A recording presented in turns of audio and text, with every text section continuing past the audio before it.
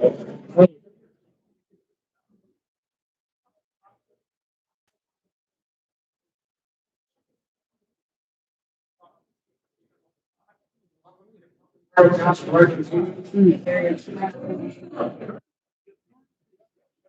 to the microphone. All right, thank you. Welcome to the Columbia Borough Council meeting. May 26, 2026, 7 p.m. Some housekeeping notes. Restrooms are through those doors and to the right. Fire exits are that door there and that door right there.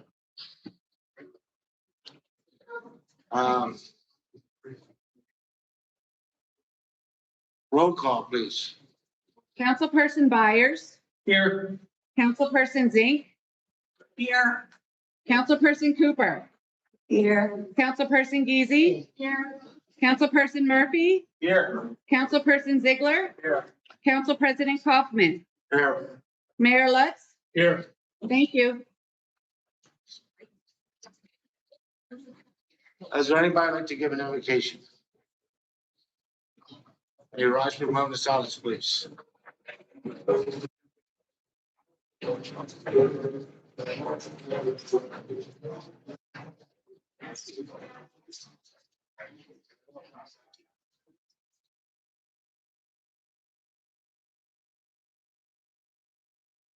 Thank you.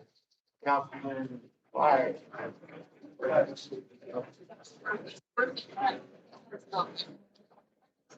Pledge allegiance to the flag of the United States, to the republic for which it stands, one nation, under God, indivisible, with liberty and justice for all. Thank you.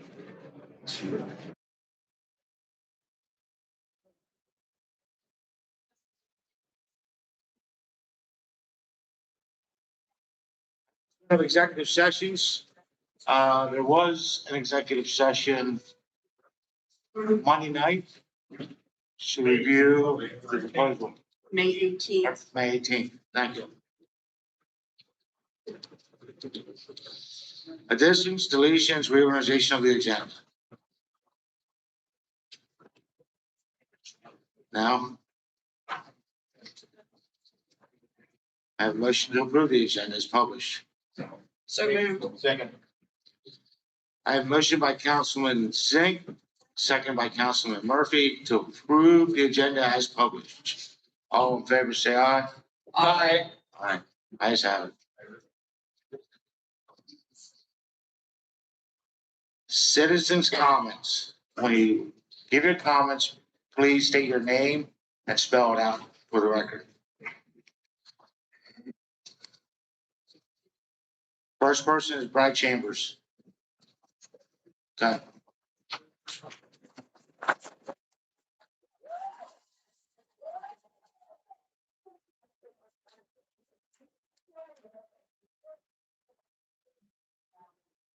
Testing. Hello, Columbia. So, my name is Brad Chambers, and I want to wish everybody here a good evening. I am a resident of and homeowner in Columbia, and I am here to voice my concern about the state of our borough. It is my understanding that tonight our Borough Council will be voting on whether or not to sell the McGinnis property to Sadia Holding LLC, a New York-based holding company which owns several properties, including warehouses and data centers. Before we even get to this possible sale, let's be clear, our borough and our neighbors are struggling. As of earlier this month, it was reported in the local press that the Columbia Market House, which the borough owns and is responsible for operating, is running at a loss. Open only one day a week for a handful of hours. It was also reported that the original estimate for necessary structural repairs for the Columbia Crossing building, also owned by the borough, has Columbia taxpayers on the hook for $250,000.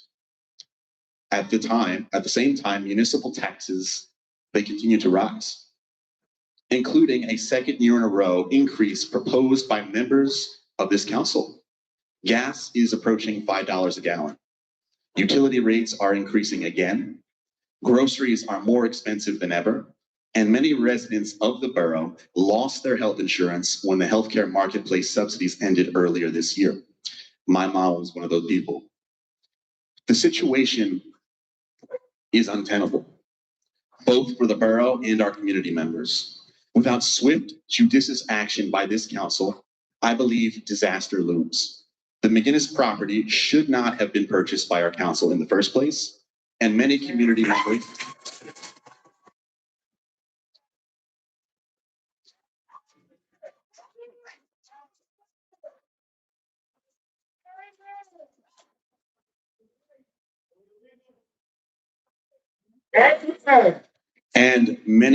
members myself included, objected to its purchase in 2021. Having said that, I understand that the borough is under immense financial pressure to sell this property. I also understand that this is the only bid that they received in the time period that was provided.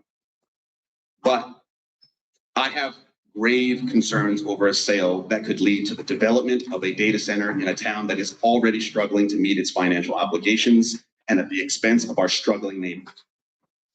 We know from the experiences of other towns where data centers were built that they do not provide large numbers of local jobs. There are initial jobs to build the center, but after that, they taper off. And yeah, we can be in a situation where we are financially responsible for the water and energy costs of that center. I don't think we have money for that in Columbia. We are on the brink of serious financial danger as it is, and we should not be asked to absorb this kind of risk. If there is no way to confirm that this is a condition of, that there's a condition of the sale, that this is not a data center, I would ask council to reject this bid and reopen a new period of bidding. What Columbia needs are good paying jobs where our residents can walk or take public transit to. What Columbia needs is a diversified development that can have vibrant growth over time. What Columbia does not need is more pollution, more costs, and more investment for people that don't live here.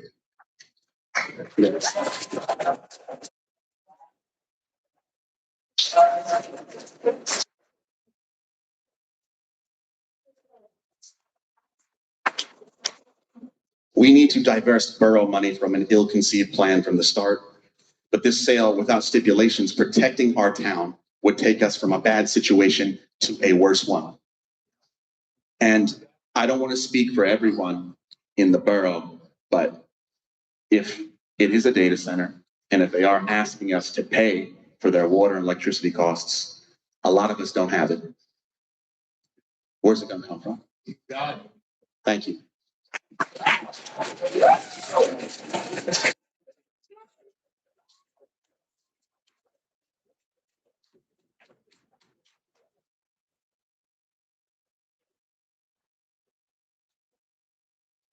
Ali Rachel?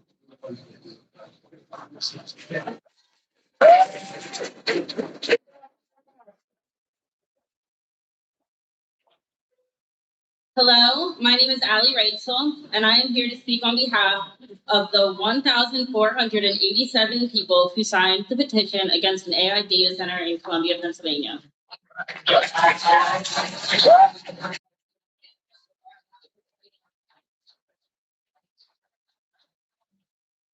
I am also one of 3,000 members of the Hambone Social Club, a place where 6 months out of the year, hundreds of guests sit outside enjoying live music, fresh air, and community.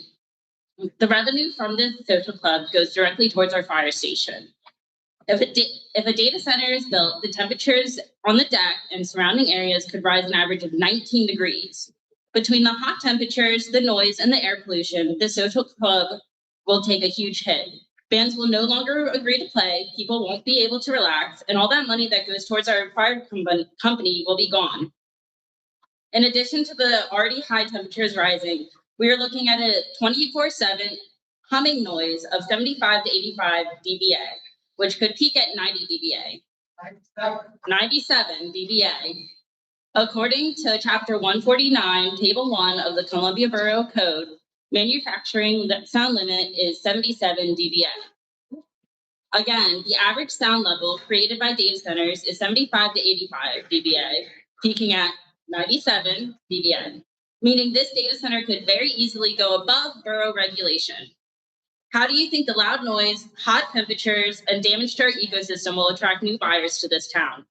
How could the issues I listed above, have any positivity towards our housing market? They're trying to sell the idea of new jobs without telling you the only local jobs data centers are promised is a bi-weekly cleaner. The whole point of a data center is to be self-sufficient and as possible and employing remote workers. To summarize, this data center ensures minimal long-term jobs. Our schools desperately need funding. Instead of investing into our future generations, the same people who started this utterly mismanaged debacle are trying to distract us with a pretty bid and no transparency. If a data center is in the people's best interest, why all the secrecy?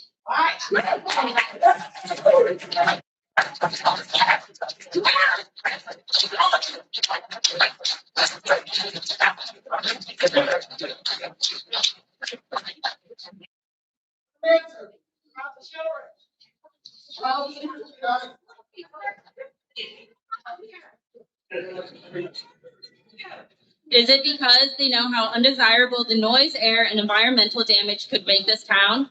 Is it because they don't understand or don't care about destroying the river that this community cares so much about? This town is strong because of the people in it, the small local businesses, the social clubs, and our volunteer firefighters. Why is it that you have more faith in this potential buyer who has at least 4 current lawsuits against them for not paying?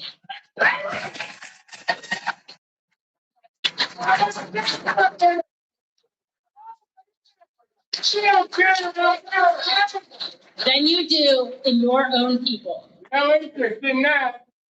This town deserves a lasting ecosystem and a serene community. My daughter and my students deserve the same town that my grandparents grew up in. We deserve council members who vote in our best interest instead of trying to save their own asses.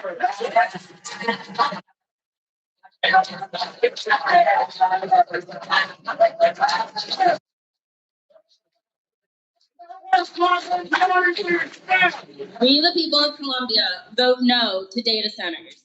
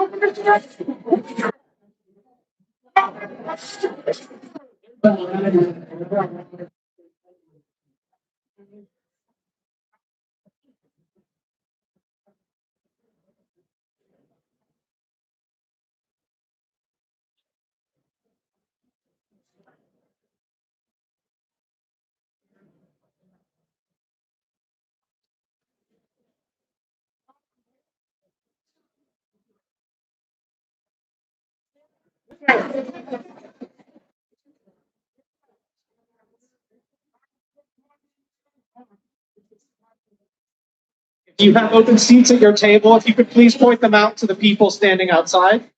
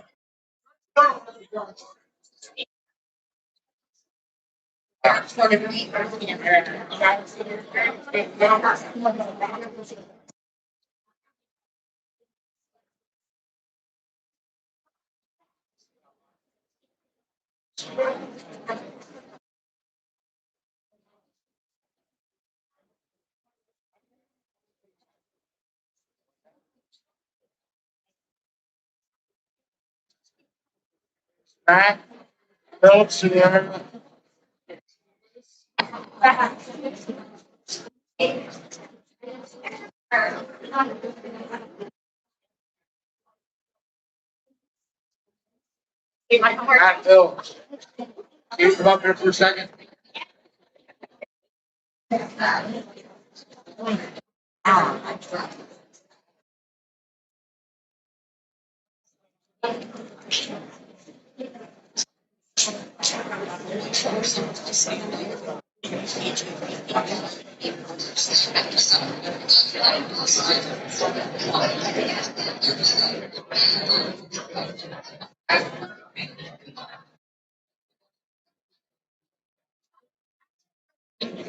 Now.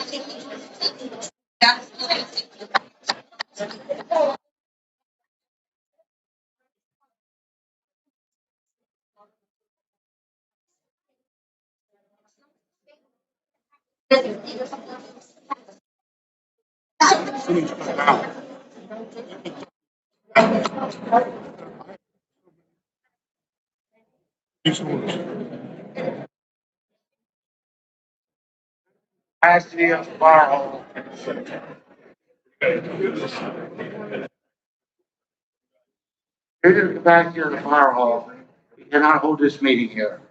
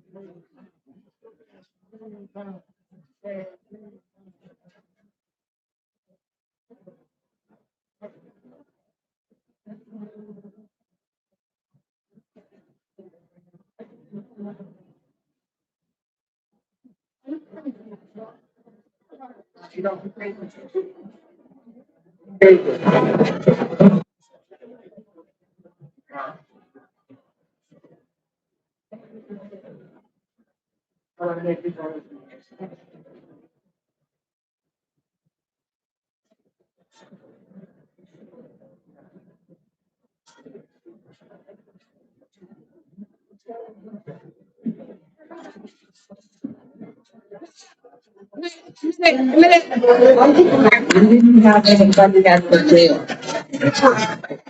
1 minute, guys. I just asked them, I know it's a big ask. I know you all want to be here. I used to do a lot of this stuff when the pipeline came through like 10 years ago. A lot of you might remember that. I know y'all want to be here.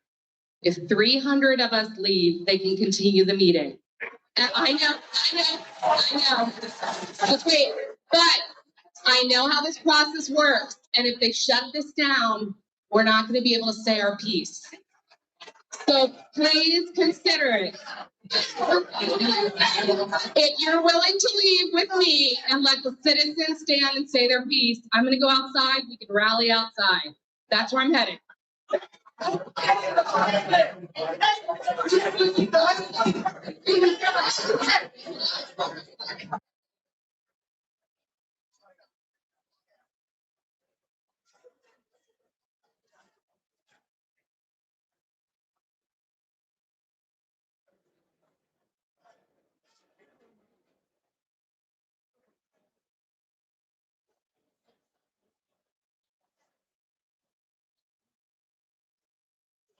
Fire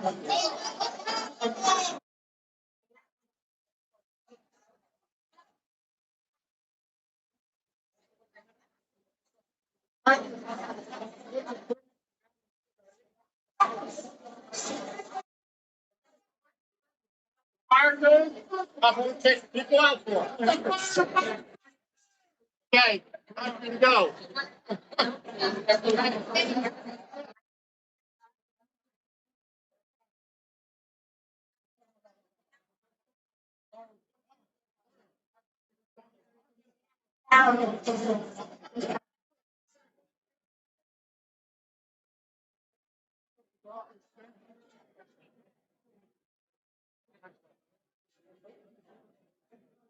I wanted to.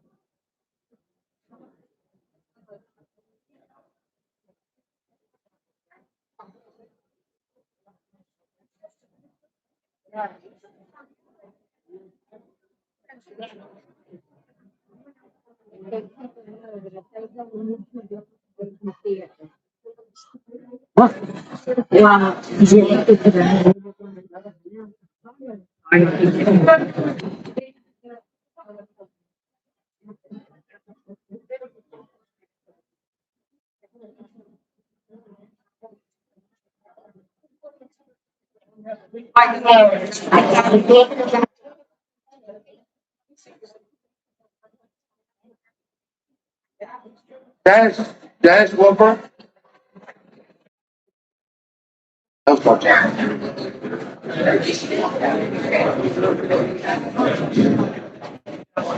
What do you think of that, Mr. Attorney? Really got your ass in a sling now, don't you? Dennis Whipple.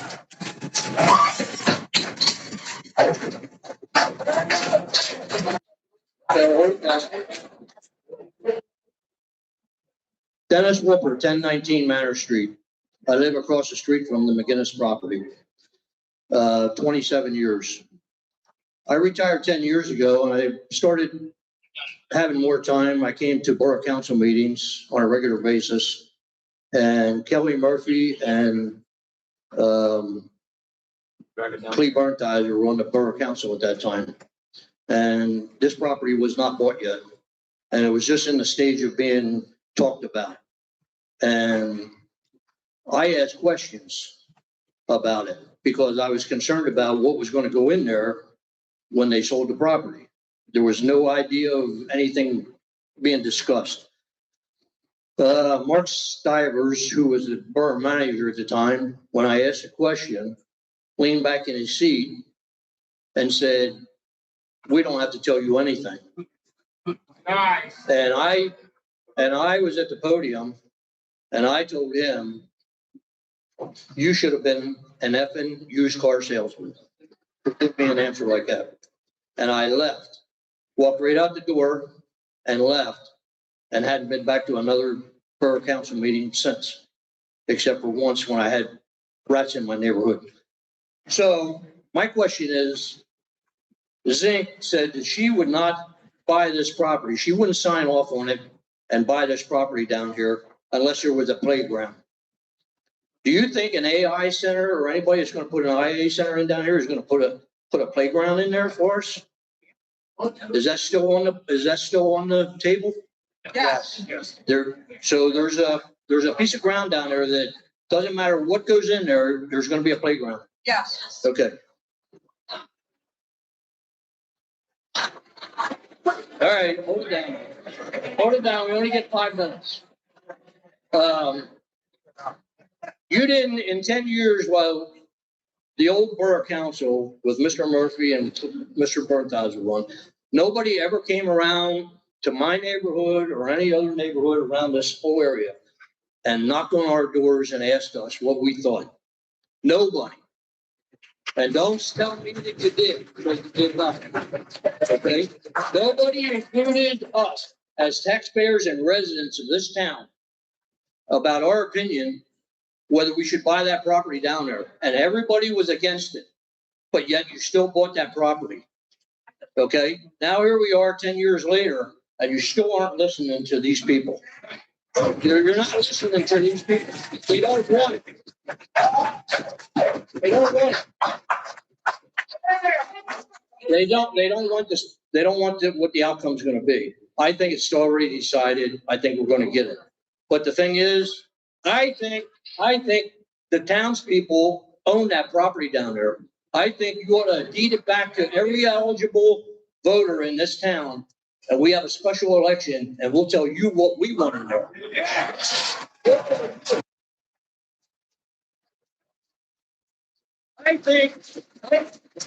I lived in this town for 76 years. Nowhere else in this town, 76 years. I've owned 2 homes, paid my taxes, sent my kids to your schools.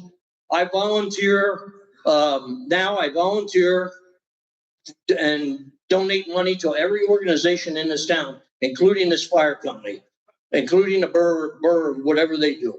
I donate a lot of money every year, and people think I'm crazy. I don't have any kids that I have to defend, that I have to have as dependents. I think it's my way of giving back to the community. But I don't like what you're doing to me and all these other citizens. Not at all. I have one last thing. If this thing goes in down here, do you have a plan that if this thing catches fire or if it blows up, the evacuation, are we all going to evacuate at this end of town? But Mayor Lutz lives up at the other end of town and Zink lives at the other end of town. Are you people going to evacuate with us? Or is it just going to be this neighborhood? Huh? Is this fire company adequate and capable of putting out a fire at an AI center? I haven't seen any plans for anything of a disaster. Do you have a plan? No, you don't. I think you're putting the cart before the horse. I think you ought to slow down a little bit. But I'm also going to make one prediction. This place is going to be sold and an AI center is going to go in there because they can't leave this property and reject that bid. They cannot reject the bid and leave that property sit down there because they have no other buyers for that property. So I think you ought to give it back to the citizens of this town and we'll decide what we want.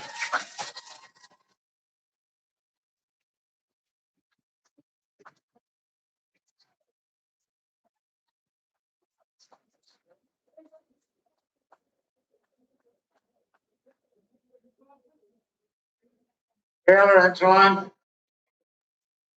Good afternoon. Hold on a second. Taylor, Angeline? No. She's outside. She's outside? Angeline.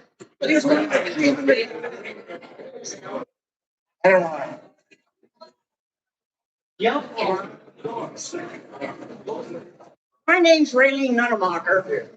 My address is 1037 Manor Street. I live right across from McGinnis property. Last evening, my husband and I saw 7 deer. I'm a nature lover, okay? The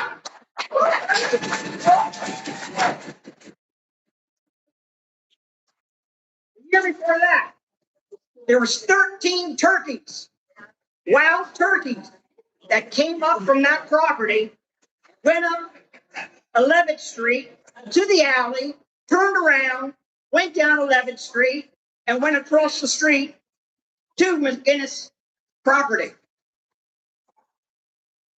3 years ago, there was a red fox that had triplets down at the one island. I have pictures of the mama red fox with her 3 little cubs out there playing. Yes, I'm a nature lover. I do not want to see this property go to what you guys say. I would like to say what's going to go in it. How about our vets, our veterans? I'm a veteran. Dennis is a veteran.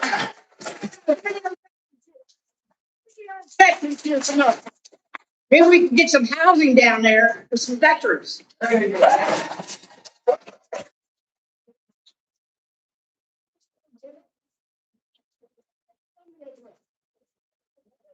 Little houses, have a community.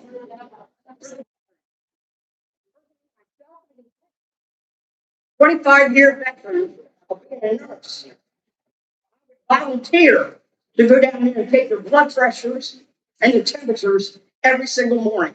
Me too. Have a good evening.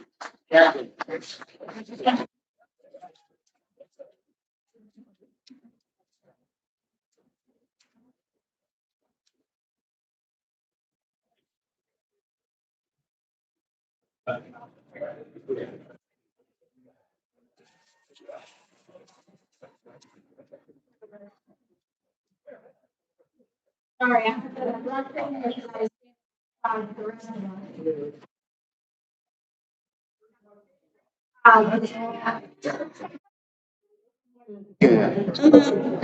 It's back on. All right, sorry, y'all. My name is Taylor Enterline. I live on South Fish Street here in Columbia. I attended the bid reveal last Monday when the company name and bid amount were revealed.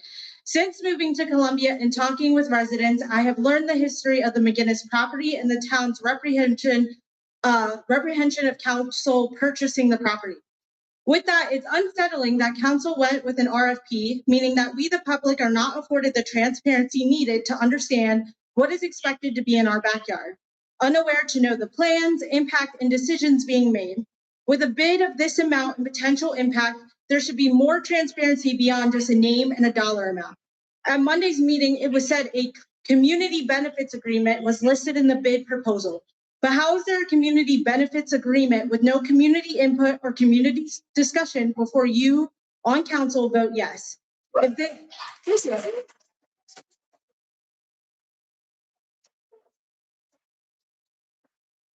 this is a data center, what are the accountability and measures in place to protect the public and the people in this community? Exactly. In August of 2025, Columbia did a zoning modification that states data centers are use permitted by right in light businesses, light industrial, and general industrial zones. Therefore, data centers are permitted by right. No public hearings are required then. Again, lack of transparency here. The lack of transparency and the lack of wanting or inviting community input or holding a community hearing around this issue is beyond harmful. Transparency in these dealings are the bare minimum and are beneficial to both the community and to you. There's an opportunity here for council and the community to be collaborative together, where council brings people together in partnership and celebration rather than opposition, and where we can set a new precedent when it comes to these dealings around data centers. Rather than backroom deals and secrecy, there's open communication, collaboration, and transparency. You cannot kick 300 people out to continue this meeting when everyone has a say and needs to be in here. There are decisions being made on behalf of the people, and they all need to hear what y'all have to say and need to be in this room. And transparency is the fair.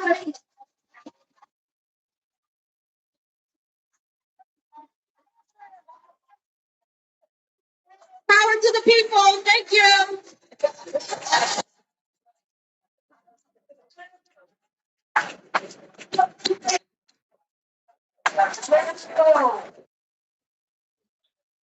Callie Thompson. Good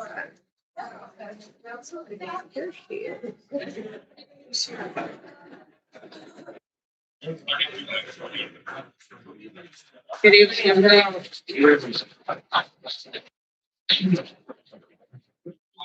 I'm Callie Thompson. Bear with me, I do not like talking in front of this many people, but what an incredible turnout tonight. I've been a resident of the borough for 11 years. And I'm actually going to talk about something adjacent to what everyone here is excited about, but something that I do feel is very important to the community and the families. I get emotional when I'm stressed out. So, one of the things that led us to purchase our home here is seeing how cozy the community is. It's a tight-knit footprint, the attractiveness of the riverfront, the investment that we had already seen from the community planning forward to revitalize the neighborhoods, to invest in the history and the culture of the community. So tonight, I'm here to talk about walkability, and I want to speak about our kids. At 6 years old, they are legally allowed to walk to school by themselves without having a grown-up present. I don't know how many of you walk around our town. It's not safe as a grown-up to walk across the street. You have to be aggressive as a pedestrian because our drivers are aggressive. And I'm here to share that not every family has the luxury of walking their child to school. People are single parents. People work more than one job. People don't have family support locally. So the community has good bones. And every day in the 30 minutes at pickup and drop off, I witness at least one near miss where a vehicle goes into the crosswalk. Talk to our crossing guards. They live it daily. It's terrifying. And we are being louder about it to ask the community as drivers, residents, business owners, council members to do better. I feel very strongly that it takes all of us to drive a change. There's a big audience here tonight, so thank you for letting me take 5 minutes to talk about something a little different.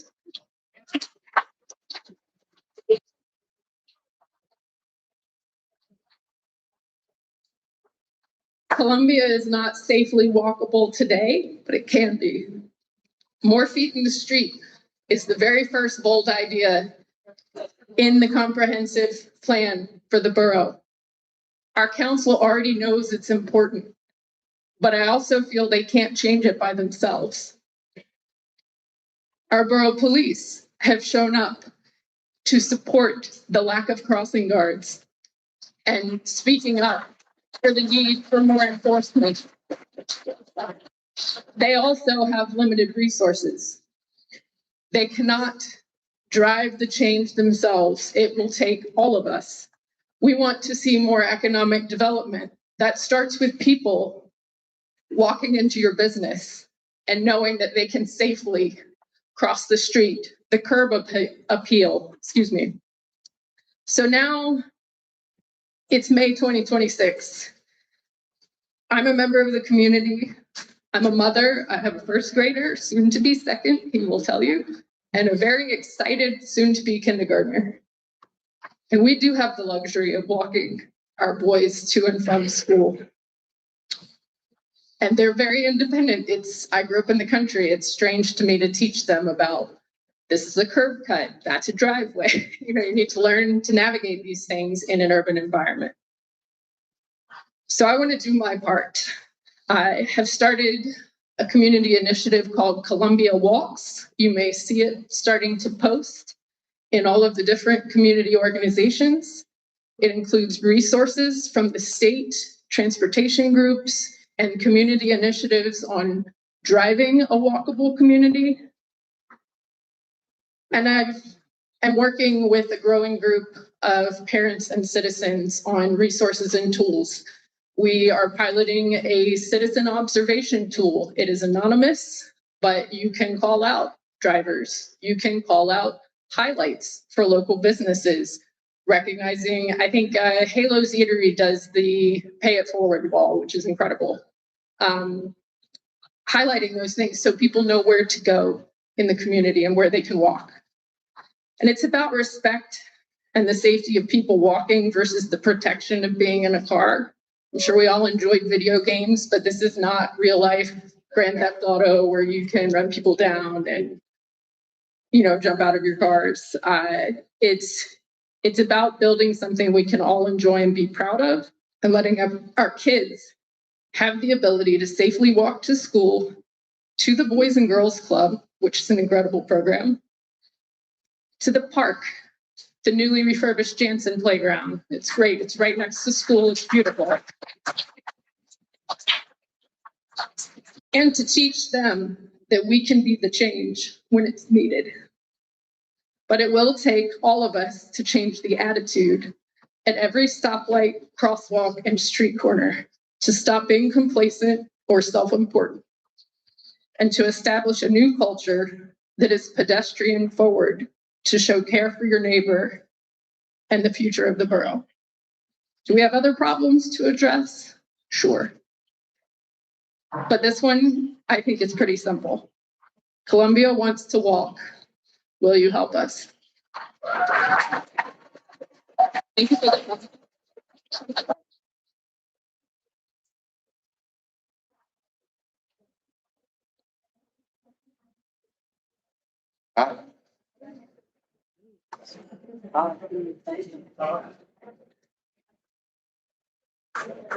Good evening. My name is Scott Frederick.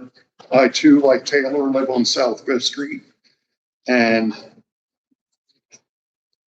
I've spoken at prior meetings on a range of different subjects. And I just want to get back to the main subject that we are all here to voice our opinions on, talk to council about, and get back on task, if you will. I've spoken at many meetings, especially recently, as a prior spokesman said that he spoke at some and was slighted, and he didn't show up for years. That was me. That was me. I was slighted. My wife was slighted. My family was slighted. Number of years I wasn't at any meetings. I've just recently started coming back and speaking about some things. The couple months ago, there was a big stink as far as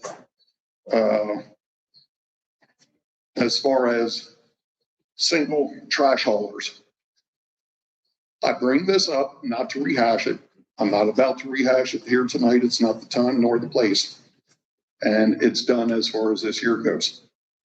What I am about to do is bring that into the conversation, because it'll all tie together at the very end.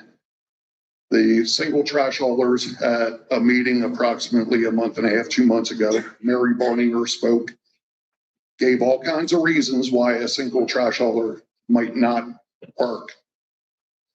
Those are you problems, meaning the trash hauler. Those aren't our problems. If we put out what we wanted, they can either decide if they want to put a bid in or not. Again, you problem versus me problem. I'm a big believer in that. The McGinnis property, again, as somebody, several people actually have spoken to about, should have never been purchased. There's a few members sitting on this current council that were on that council that approved that sale. There are other council members from that council that are here tonight, but not up front. One of the worst decisions this borough has ever made. I've always been an outspoken proponent that no municipality should be in the business of owning properties that they make the ordinances to oversee. As a conflict of interest if ever there was. Never, ever, ever should that happen. And all I can say is that was a you problem. Don't compound the you problem by turning around because we are financially strapped as a borough and make this a we problem. We don't want it. We think it is foolish. And the people that live down this end of town, their property values are going to be nil. You're going to see them tank if an AI is put in here. Now, if it's a general warehousing, that's a whole nother animal. But it needs to have language in an ordinance. It needs to be in the sale contract that there will not be an AI facility here at all, ever.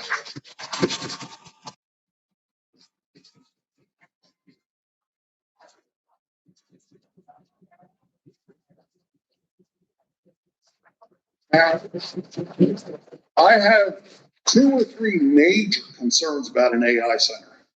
One is the power that it takes to run it. Electricity, most likely. Our grid cannot handle such stuff. Right. If it does, you will see each and every person's electricity bill go up near double.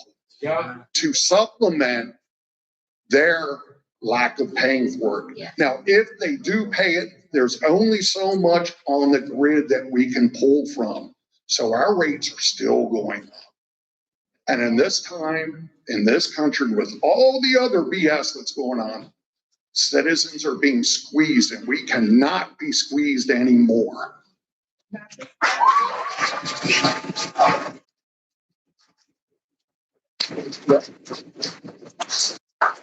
The second thing is the use of the water. Yes, we're right by a river. We're right by a river. But a standard AI center uses between 100,000 and 1 million gallons of water per day, of which 1,000 is evaporated, just pulling their equipment. Sure, we could do that initially, but over time, what's going to happen to the people that use the river is their recreation. Their quality of life is going to go down. And that's what I spoke about just the last meeting. When it affects my quality of life, you're damn skippy. I'm going to have something to say about it.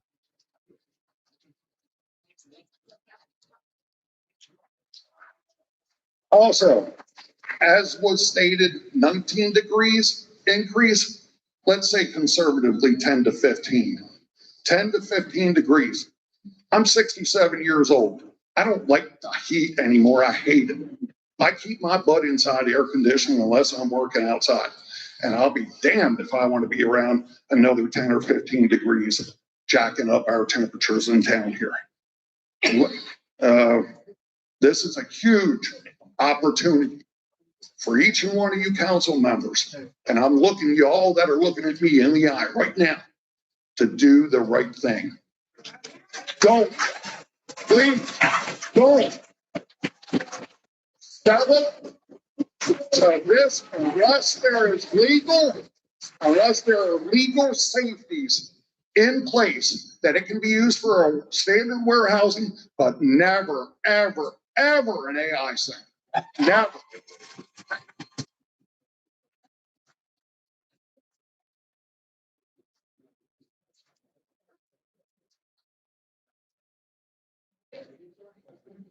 It is, I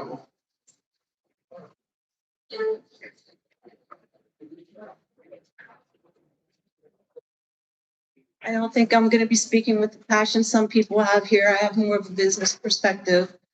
My key is to the council here. This is a key decision for our community. And as you've heard, and you've heard in many other meetings, transparency is key and important to all of us.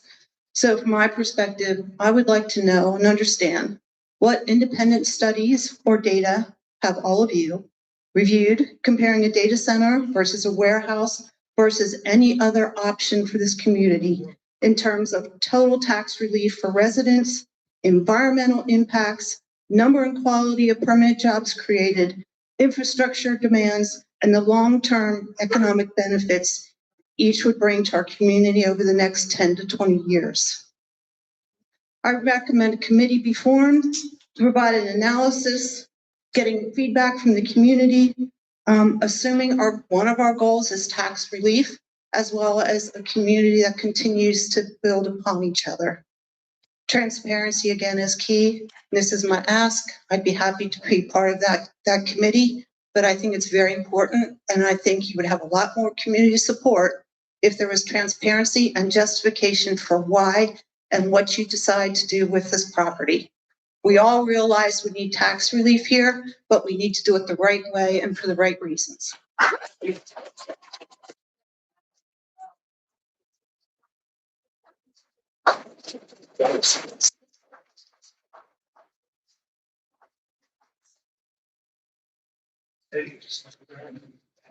I apologize if I say it wrong. Jean Puri Seibel. I'll say it. Hello, so I'm Jean-Pierre Seibel, but I'm very used to hearing it that way. Wow, so I'm probably gonna get the applause that everybody's getting. I understand. I really have nothing to say about why if the town should have bought the property or whatever. The town owns the property. The town's people do need tax relief. And there's a company called Sadia Holdings, which is looking to buy the property. It sounds like it's the only option. Sadia does both data centers and warehouse/distribution centers. So it sounds to me like there's going to be a decision. The real decision is going to be, is it a data center? Is it a warehouse? Before I go on, the one lady who mentioned housing for vets, that wasn't part of my prepared remarks, but that's an idea that I think a lot of people get behind. I don't know if the town's powers people get involved and stuff. But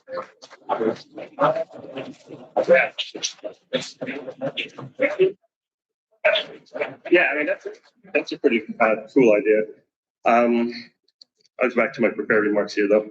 So as we consider the future of the McGinnis property, we need to look beyond short-term gains and focus on what delivers the greatest long-term benefits to Columbia. A warehouse or distribution. I may not be popular at minute. A warehouse or distribution center would bring jobs, but it also would bring substantial permanent impacts. It would significantly increase truck traffic, place immediate strain on our roads, increase congestion, noise, and long-term maintenance costs. Over time, that means higher infrastructure spending and more disruption to daily life. In contrast, a data center generally generates very little traffic, just a small number of employees and occasional service vehicles, allowing us to preserve the conditions of our roads and avoid costly upgrades. Equally important is the impact on our community services. A warehouse development would drive population growth, increase demand for housing, schools, police, EMS. For a borough our size, even a modest growth means an increase in classrooms, additional staffing, and extended public services, costs that can quickly offset the financial benefits. A data center, however, provides a very different model. It brings substantial tax revenue without significant population growth, meaning we gain funding without placing additional burden on our schools and our first responders. So my own back of the napkin estimates suggest the following could be the case. We could increase a data set, a warehouse, could increase the population by 5 to 7%. Require approximately 300 new housing units. Also, the school enrollment could increase by 7 to 12%, requiring more classrooms, more teachers. This also would require increased road maintenance, increased fire and EMS personnel, increased police. And in case people are wondering about the napkin, I have printout of my back of the napkin, which I'll provide to the board, because those are maybe bold statements. And critically, a data center generates high property tax revenue per acre because of the high value of infrastructure, equipment, and power systems concentrated on a relatively small footprint. The property value density is much greater than a warehouse. That translates directly to a stronger, more effective tax base and more for the borough and over the long term. From a housing perspective, a warehouse would require hundreds of new units and could drive the housing costs. A data center would provide a data center avoids that pressure entirely, helping maintain affordability and to the current residents. Ultimately, this is about balance. A data center allows Columbia to maximize tax revenue, minimize infrastructure strain,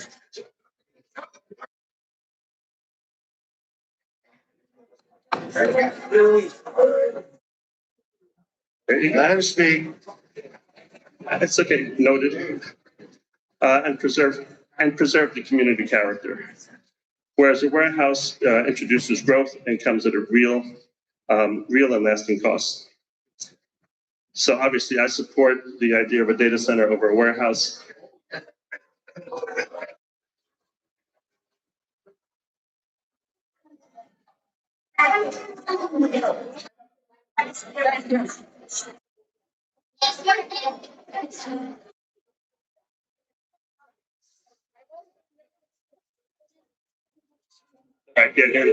You didn't interrupt anyone else when they were speaking, but yet everyone's interrupting you, so thank you. I somewhat expected it, but a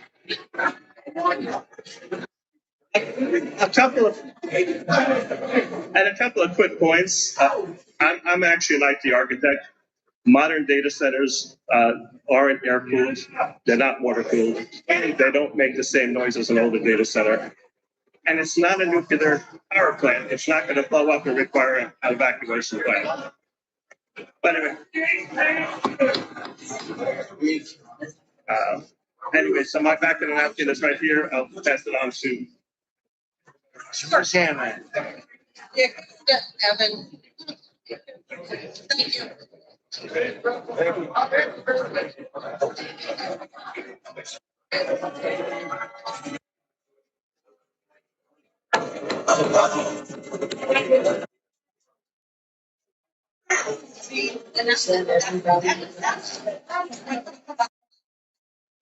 Paulette Shaw. It diminishes your message. If you can't write it, diminishes your message. It degrades your credibility.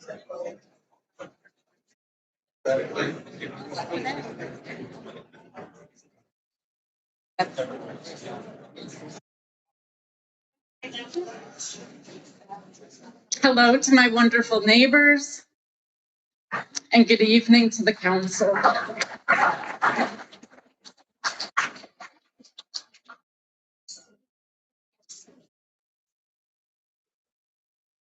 My name is Colette Shaw. I've lived here since 2018. I am the former Dean of Students from Franklin and Marshall College, and I'm married to a retired scientist. And we live directly behind the McGinnis Field. It's our backyard. I retired 2 years ago, and we made a very intentional decision not to return to Western New York. You can hear that accent. But we, darn you all, fell in love with Columbia and our wonderful neighbors. And we want to stay here and live our life. And you are our representatives. You represent me. And all I want to know tonight is that you care.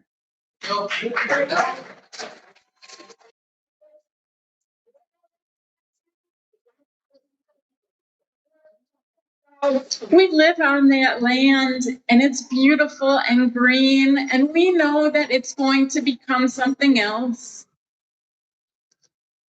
And I'm smart and I'm thoughtful and I welcome a conversation with you all. I believe that if we're creative, we could come up with solutions to the problems that Columbia has together. And it's hard. Governance is hard. And you may see us as rabble, but we are humans. We are individuals with lots of needs that are complex. And I think there is power in this room. Maybe it's anger fueled, but people care about this place. I love this place.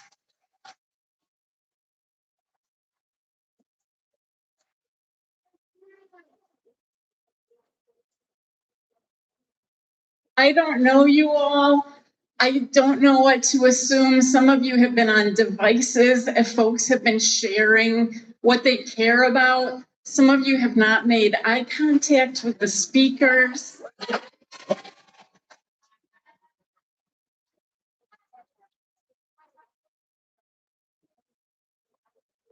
believe in us, and you are part of us. And I would work with you. I think people would work with you.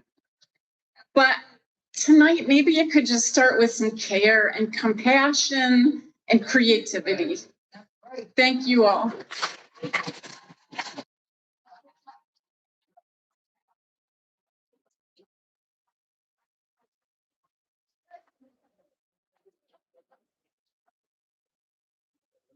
Laura Von said.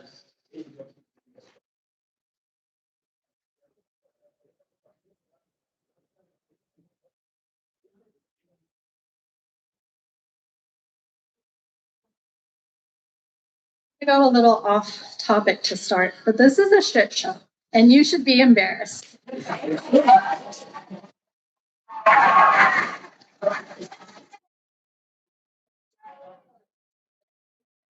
Had opportunity to hold this meeting at another venue, a venue that would have seats that faced council so that we could see who we were speaking to, who we were listening to.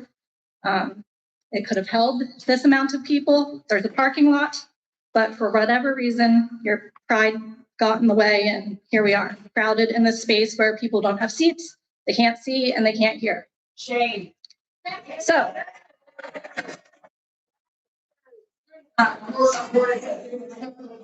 but I love Columbia.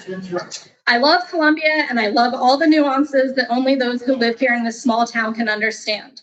I wasn't born and raised here. However, I chose to make Columbia my home over 20 years ago with no plans to ever leave. Just a year ago, I bought a new house on Central Avenue, a house that I intend on being my forever home.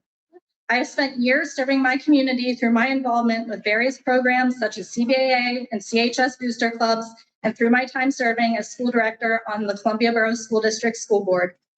I wasn't going to attend this meeting tonight, let alone speak, mainly because my interactions and relationships with more than a couple of you have historically not been positive. We generally do not agree on the topics at hand, and I have felt a large amount of resistance when trying to work together to better our community. However, there are 2 items up for approval on the agenda tonight that create a grave threat to our community. Item 9C, the addition of data centers to the zoning ordinance, and item 10B to award the bid of the McGinnis property to Sadia Holdings LLC. And so here I am because I love this town and I care deeply about its future. I am frustrated and honestly embarrassed by the fact that the only piece of information shared by the borough regarding the guidance around data centers in Lancaster County was shared by a council person on a Facebook page titled Columbia Piss and Moan. The purchase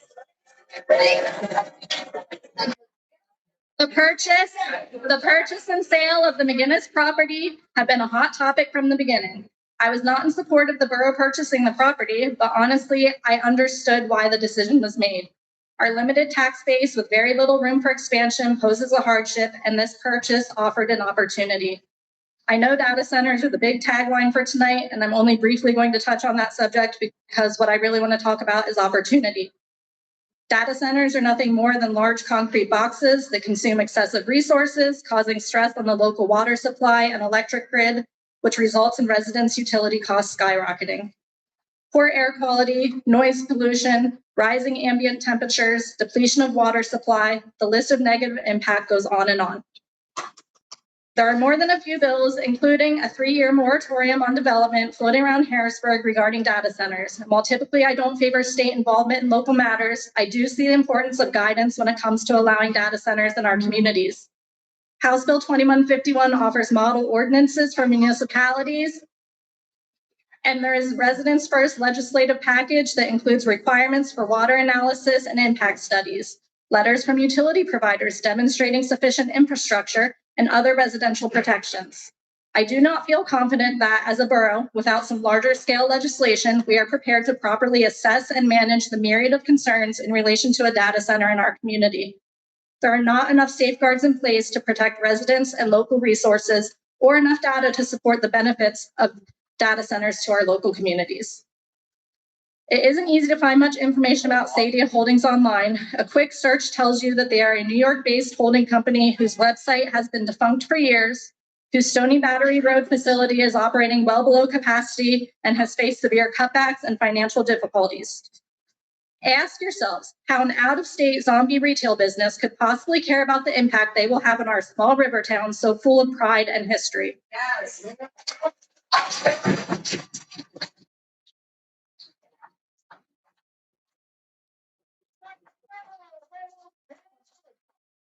Your proposal evaluation included criteria for a demonstrated track record and community benefit and alignment with goals.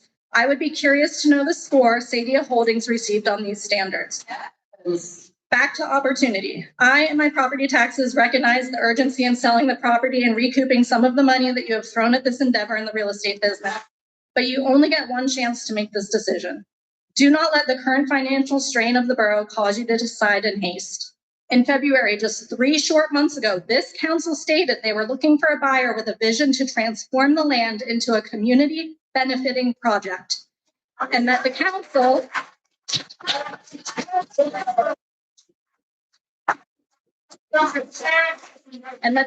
would not likely approve a data center. Yet here we are with council on the verge of approving a zoning amendment that would allow just that. I had a recent conversation with a Borough Council person who stated that he would like Columbia to be more like Lidditz. I don't share that sentiment, but I can all but guarantee that Lidditz Borough is not allowing a data center in its backyard.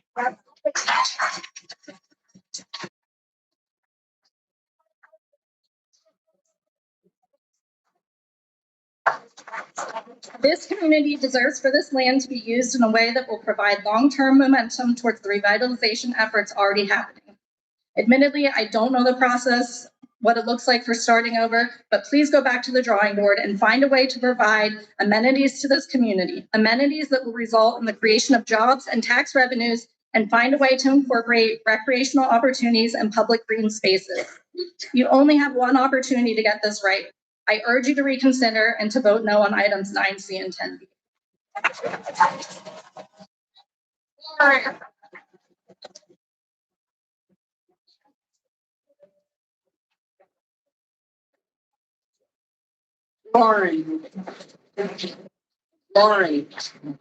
Lauren, do you have a pen handy?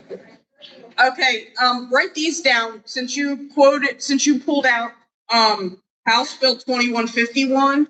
Also check out House Bill 1834, House Bill 2246, House Bill 2150, and House Bill 2515 and 2516 to see what all is happening at the state. I'm just letting you know if you're interested in legislation.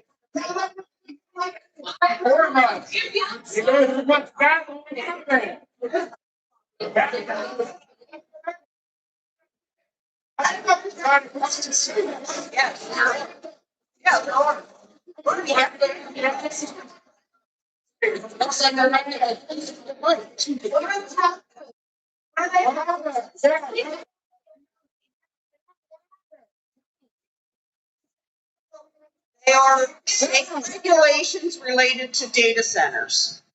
It's all what's been proposed. You listen more than one? Yeah, there's a whole bunch. Okay. What are the others? I read the numbers, but we're at public comment right now, so I'd like to let.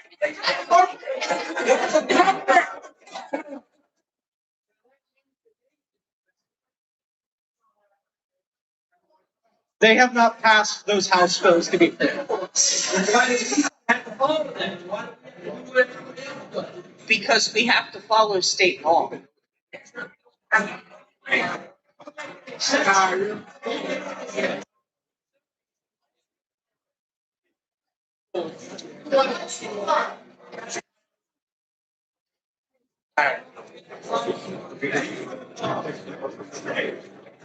Michael Burke.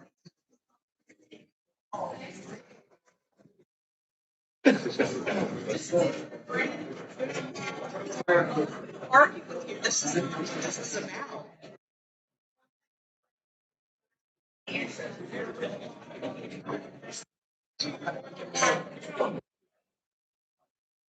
Hi, good evening.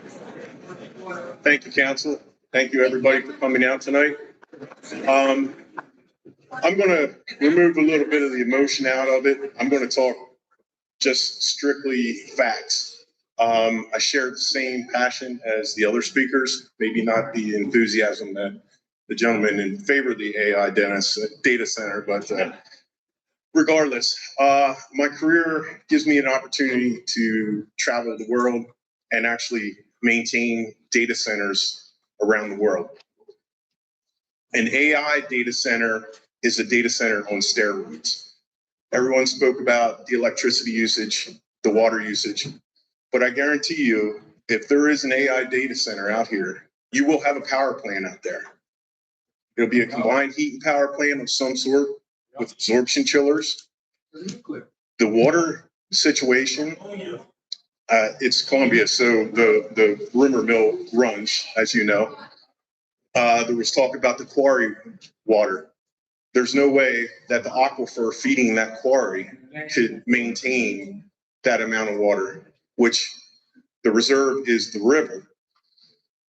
The river temperature will increase. It'll affect the vegetation and the wildlife.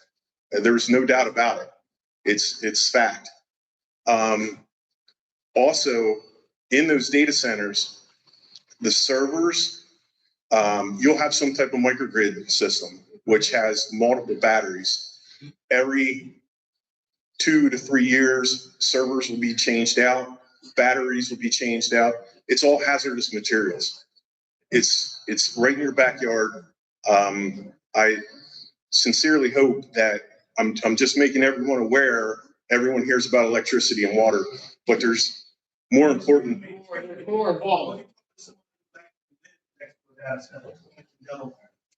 Well, then you know the noise. You know.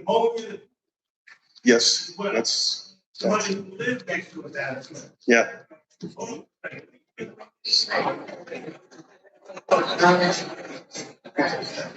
So there's multiple ways to cool the data center, but the heat rejection is great. And someone mentioned before our grid system. It won't be off our grid system. There'll be a power plant, and most of these data centers require N+2 redundancy. So you'll have more equipment than necessary because these data centers, they can't go down. So there'll be redundant systems in place. So which means more equipment, more heat load, and more water usage. So I just like everyone to make sure that you understand of the impact on the environment, the impact on, I'm sure everyone in this town has been at the river or has taken a child to the river, swam in the river. That river will change. And I hope we all, can make sure we make the right decision. Thank you.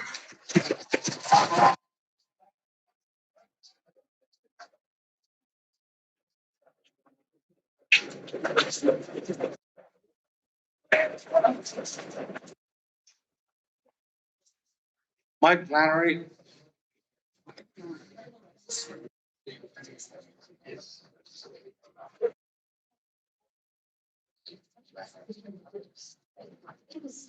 Hi, Mike Flannery, 1246 Manor Street. I've been coming to these for a little while. I work in the field, I work in tech.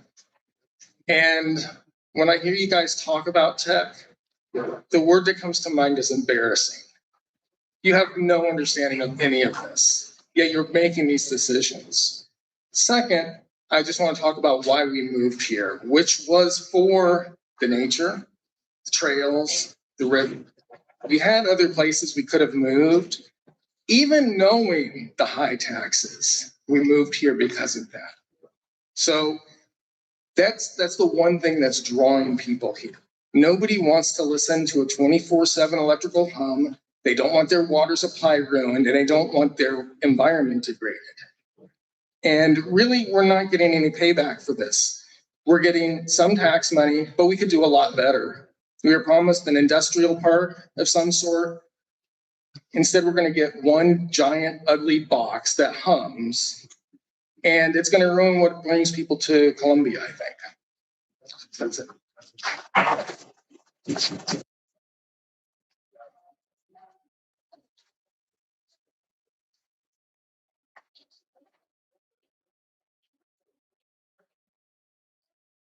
Todd Burgard.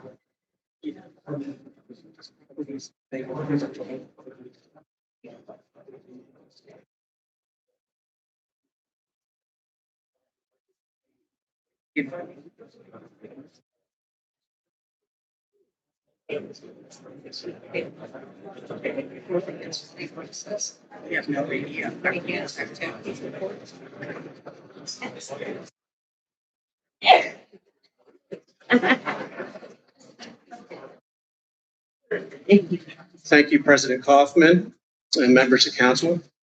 My name is Todd Burgard. I'm a 30-year resident of Columbia. I am a business owner. I'm a former renter. I'm a homeowner, property owner. I'm a business owner. I've served on multiple boards in the borough and in the county. And a former council person. It's my time, Denny. You had your time. We can talk afterwards if you like, in your garage, as we used to do. Be respectful when people are talking. They don't. Let you talk. Let him.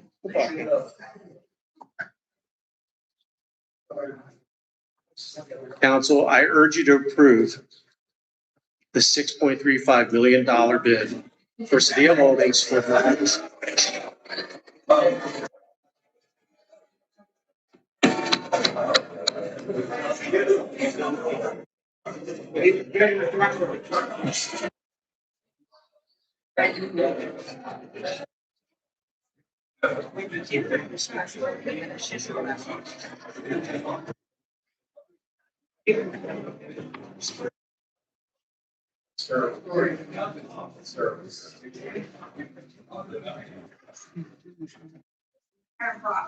This long vacant, now remediated former airport property has sat idle for decades, producing virtually no tax revenue and serving as a frequent source of resident complaints. Approving the sale is a practical and crucial step to solving a tax generation problem for our landlocked borough. We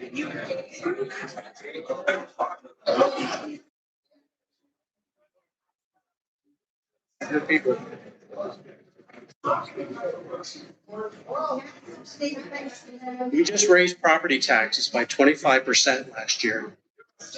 I was part of it. I did not like it. I paid the same taxes. Excuse me, everyone. I understand that you may not agree with him, but he is. Please give him the respect to speak. All right. I may not agree with him myself, but he still deserves the right to speak, and we should all respect that, right? You found for person buyers. This bid brings millions in immediate revenue and will generate substantial ongoing property tax revenue once developed, along with earned income tax from higher wage technical and operational jobs. Columbia faces an immediate general fund budget deficit of approximately $1 million annually that will only grow worse over time. This project represents one of the only realistic opportunities we have to begin addressing these pressures. Talking to you. No other major development options are currently available. Not approving this sole qualified bid or delaying action will virtually guarantee near-term property tax increases and place an even higher burden on all residents and businesses in Columbia. I acknowledge the concerns raised by Lancaster stands up. Issues such as noise, energy use, water consumption, and quality of life are important and deserve serious attention. However, these concerns should be managed by our local elected council, our zoning ordinances, our solicitor, and our permitting processes. Not an outside political advocacy group.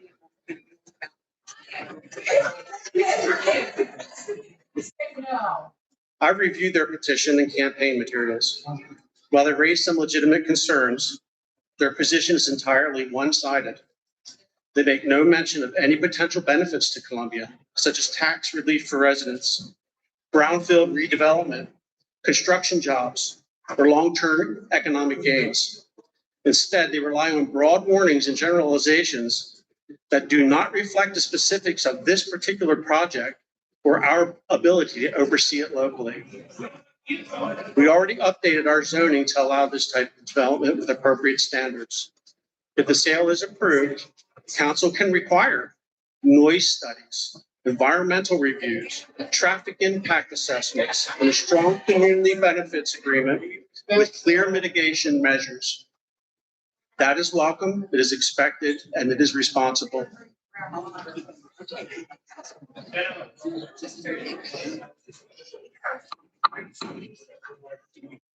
Again, voting yes tonight allows us to secure the sale and then negotiate strong conditions under local control. Rejecting this one and only bid leaves a prime site empty and threatens additional costs and tax increases to our residents. I respectfully ask. It's not true.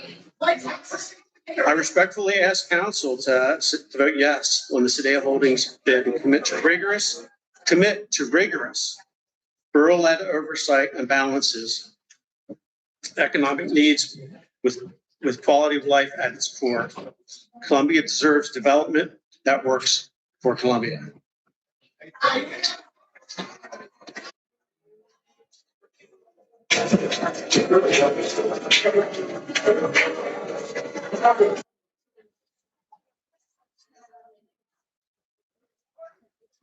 Susan Warby.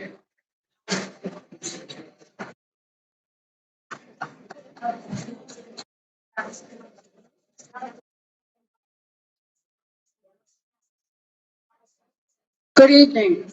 My name is Susan Warby. I was born on Central Avenue.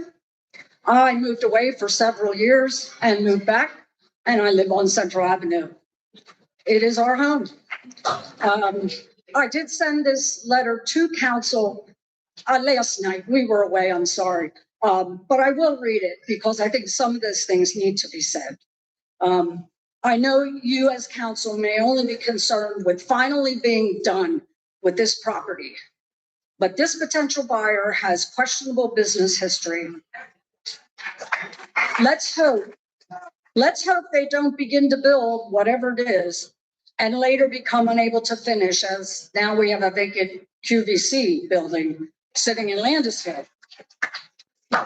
Will they be permitted to apply for tax deferments after they build?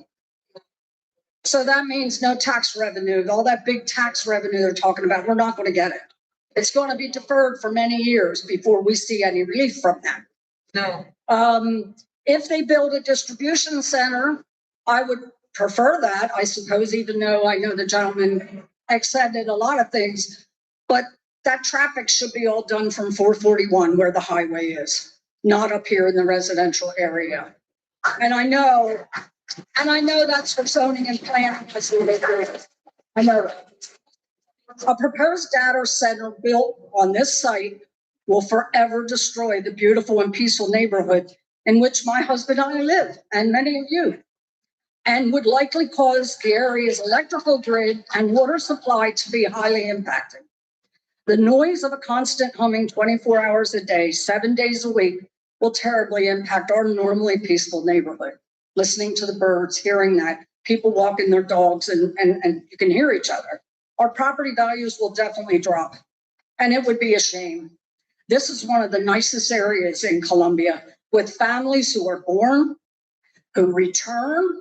As a lot of the neighbors on Central, they grew up there and came back and bought on that block, in the many blocks of Central Avenue, because it's such a desirable place to live. And they're raising families or grandchildren, and it's a good place to retire. Wide streets, the sidewalks for walking, nice neighbors. It would be devastating to lose this to that. The data center issue, as it is in the state, because even the state legislator, I read all those bills you read off, they can't decide themselves, and they are talking about pausing. They're talking about taking a step back. I just read that today. They are thinking about taking a step back and thinking a little bit, because all these it's coming too fast, more than any previous technology has ever moved. This comes with excitement. I understand that, a potential for something new and good and all that, but can be quickly offset with uncertainty, regret, errors. So why not take a pause? Does Columbia Borough really want to be the guinea pig in this county? We're not a township. We don't have a lot of room like the townships do. This is it. We're going to be the only borough likely ever. Do we really want to be that guinea pig in this state at this time when things are not yet fully settled? So I'm worried about our staff. Are they going to be ready to tackle the position, the needs, the requirements that are required in this ordinance that you want to pass tonight? Those things also are going to strain the borough and the employees to try to make sure they're doing what they're doing is right. And are they following the rules? And do you feel this bidder can actually meet all those proposed requirements for this center? So I'm asking you please to rethink it, even though you want to wash your hands of it. We know how much it means. Yes, it means going back out to bid again, possibly, or maybe a lawsuit. Well, let them come, get in line, as we like to say. But we would much rather see something more attainable, a nice residence or recreational areas, as a lot of people are talking about, would be a much better use of that land. And I also was against it back in 18. I came and told you, don't be in the real estate business.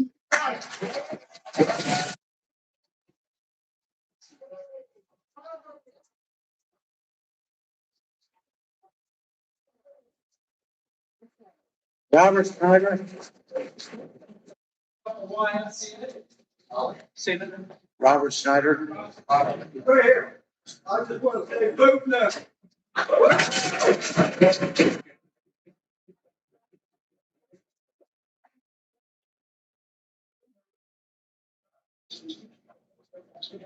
Thank you. Minutes for approval. Consider approval of the Borough Council workshop meeting minutes for May 5th, 2026. Yes. I got Jeannie. And Joanne. And Joanne. Yeah. Sure. Sorry. I have a motion to approve Borough Council workshop meeting minutes for May 5th, 2026. Motion by Councilman Cooper, second by Councilman Easy. Questions? Pull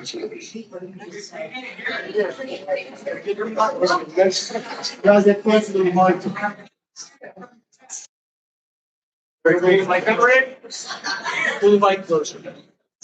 You didn't read the catch. Telling you. I have a motion to approve the Borough Council workshop meeting minutes for May 5th, 2026. Motion by Councilman Cooper, second by Councilman Geezy. One in the minute. They're in the packet. If you go online to where you can check out the agendas, that packet is full of all the information that we will be discussing tonight. So you can pull it up on your phones, just Columbia Borough's website, go to agendas, and you can see the documents that we're approving. You do it every day. There are minutes from the previous meetings that were approved. I'm talking about tonight. Thank you. All in favor, say aye. Aye. Consider approval of the Borough Council meeting minutes for May 12th, 2026. I second. I have a motion by Councilman Cooper, second by Councilman Ziegler to approve the Borough Council meeting minutes for May 12th, 2026. All in favor, say aye. Aye. Ayes have it.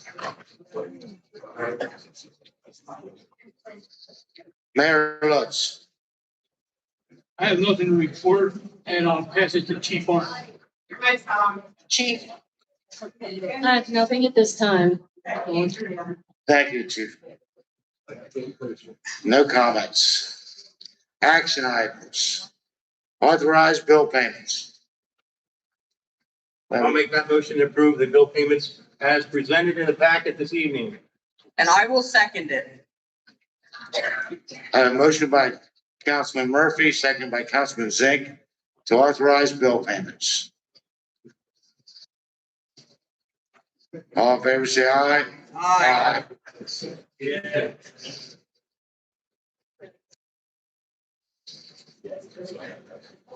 Consider approval of resolution 2026-15 appointing Jesse Rabinowitz to the zoning hearing board. So moved. Second. I have a motion by Councilman Ziegler, second by Councilman Murphy to approve the resolution 2026-15 appointing Jesse Rabinowitz to the zoning hearing board.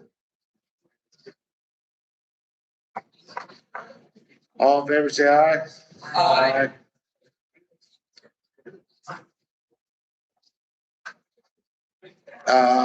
9C, we're not considering approval. This is strictly text amendment that we're going to add to the data center for zoning. It was only put in here so that we could have that discussion further. We do not actually have a full amendment to it. We do. It is in rough draft form for everybody's knowledge tonight. This is just the beginning of the process on any zoning amendment that would impose some of these regulations on any data center that would be allowed in the borough. We can't vote on an ordinance to the zoning amendment or to the zoning ordinance because that amendment would have to go through it would have to be advertised and go through a public hearing. We're not doing that tonight because we haven't advertised it. We haven't even gone through the development of process of it. It was put on here so that we could potentially discuss it. We're not voting on it.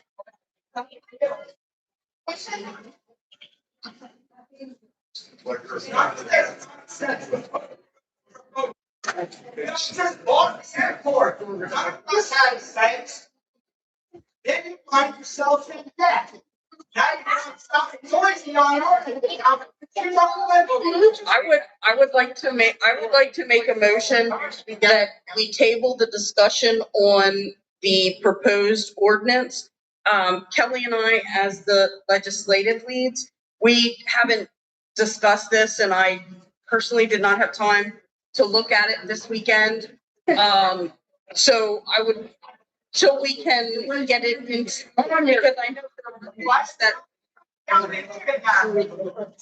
Because we meet monthly and we have, if you don't mind, I'd like to talk, if that's okay. The council will look at it, but Kelly and I are the legislative leads. It's our job to put things together to present to council on legislation. Last year, the zoning ordinance was amended to add data centers as a right.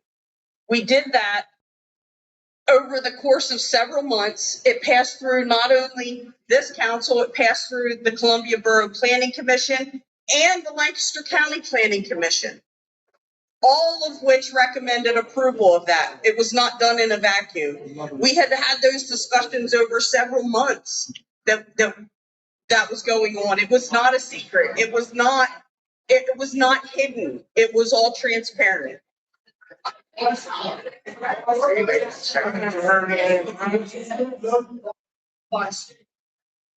Was whatever, what?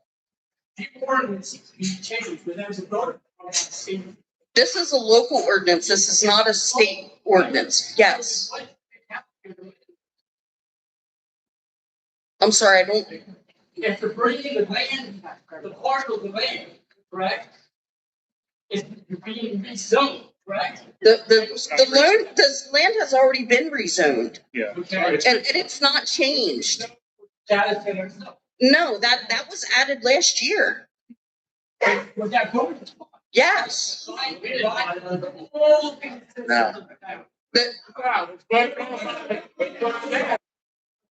Everyone is invited to any council meeting.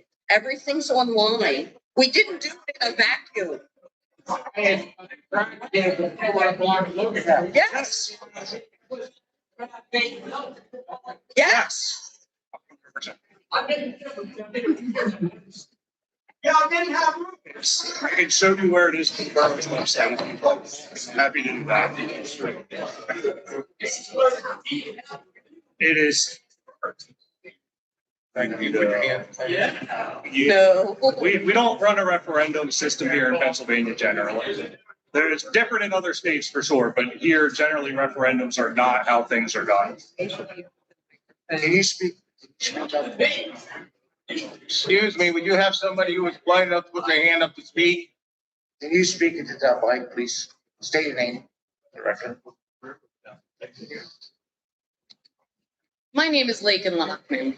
My family has lived in this town for as long as I can remember and prior to that. While I share everybody's sentiment here tonight, I do also understand that you guys do have the council meetings. They are aired and anybody is welcome to see them.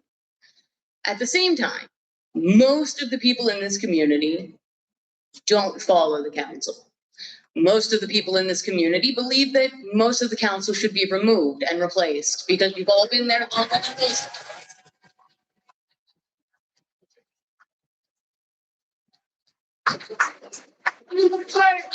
That sentiment aside, I agree. Columbia does need more revenue. We need something. Right next door to my house is a hotel being built. That hotel is bringing in tourists. That hotel is to bring in benefits for the community. At the same time, that company that is building that hotel is also creating a mass amount of litter and pollution in that block. And they do not clean it up. I do. They don't pay tax either. My family runs a nonprofit in this area to help the community. And anybody who happens to get onto Facebook, YouTube, anything like that, Santa's Wolfpack is there. And my family is there supporting this community. And we have supported the council on several things. As far as the data center goes, it's not even being voted on. As it was made clear, it's not even ready to be voted on. The ordinance wasn't passed, the amendment wasn't passed. So everybody who showed up tonight, who also is standing outside yet, you're here, you showed your support, some much, much louder than others.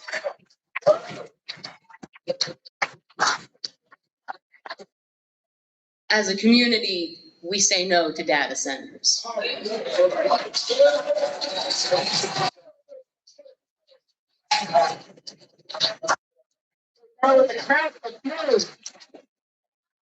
I also agree that there are outside people coming into our community telling us what we should and shouldn't do. We may be part of Lancaster County, but we are Columbia Borough.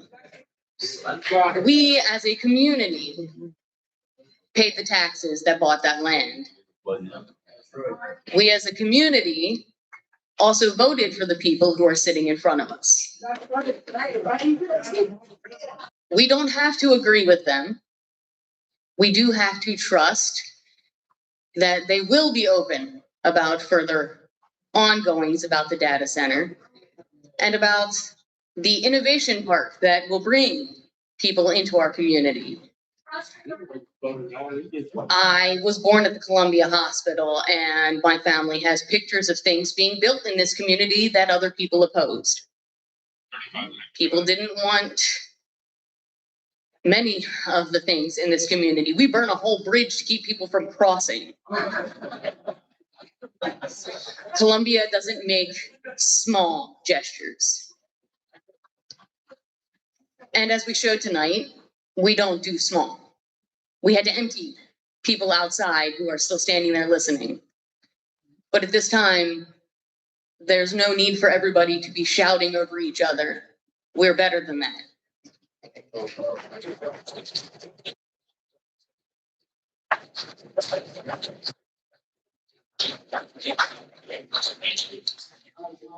I would like to thank you for your comments, especially about not speaking over each other.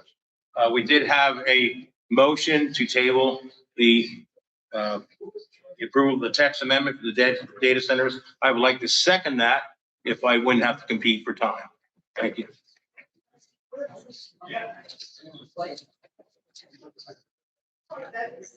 I have a motion to table the text amendments to add to data centers by Councilman Zink, second by Councilman Murphy. All in favor, say aye. Aye. I will do everything I can. We have time. I don't know that we're gonna have time to put it on the workshop.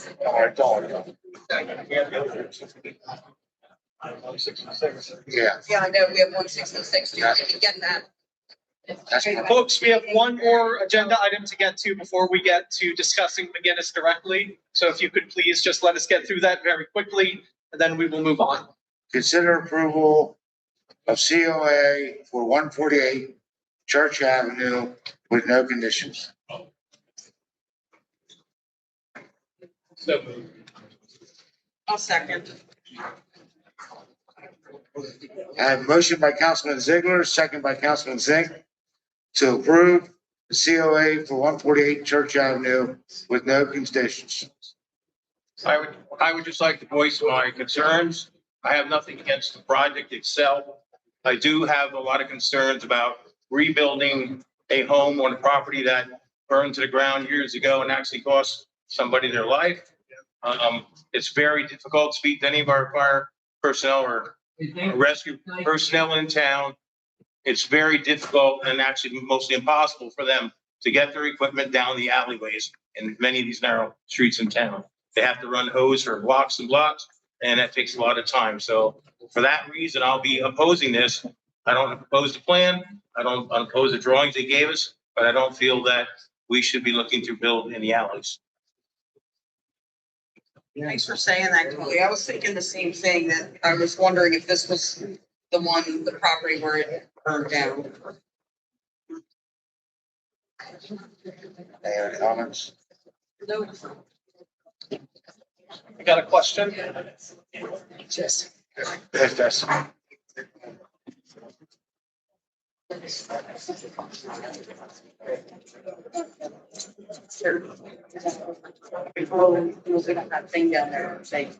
My name's Jesse Swigert, and I just want to give you guys some input about the Church Avenue property. I was there when that fire was there, and Frank Dicey was his name. That's the man that perished, and he was running for Borough Council. And that is a very hard place to get a fire truck in there. And if I could tell you not to build the house there after seeing what I did as a volunteer firefighter on that particular day, I would say, please don't build the house.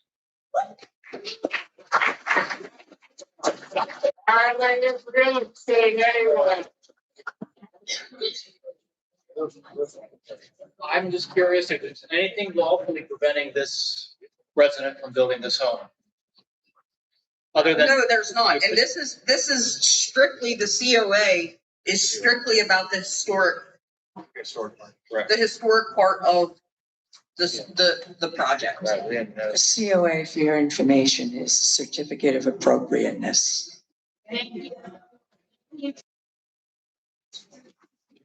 I hear the concerns in regards to safety, but I believe that the citizen has the right to build this on. Eric, you have somebody in the back. Yeah, come on up to the front, to the microphone up here. While he's coming up, I'll also mention that one of the issues from the fire was that a fire truck couldn't properly get back there. That is one of the reasons that we did approve the fire company to purchase a new fire vehicle, specifically because there were areas in Columbia that they could not get down the roads. But the new, I don't remember what it's called. Tom, do you remember? I don't offhand. Yeah, tiller truck, thank you.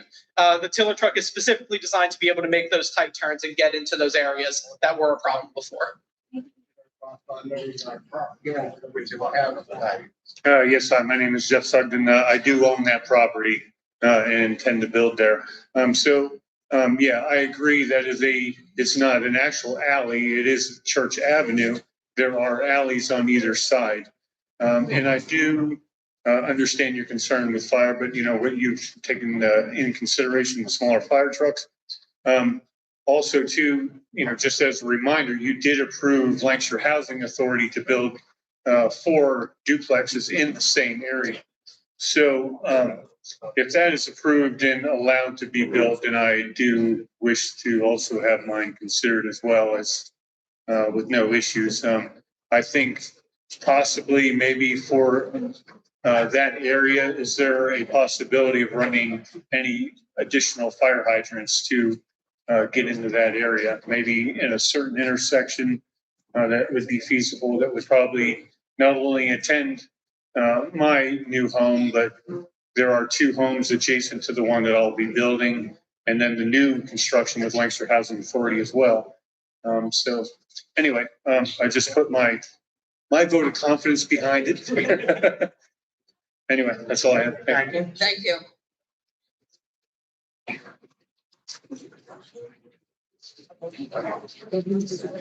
Yeah, we do have a motion Yeah, and a second. I have a motion by Councilman Ziegler, second by Councilman Zink, to approve the COA for 148 Church Avenue with no conditions. Yes. Thank you very much. All in favor, say aye. Aye. Ayes have it.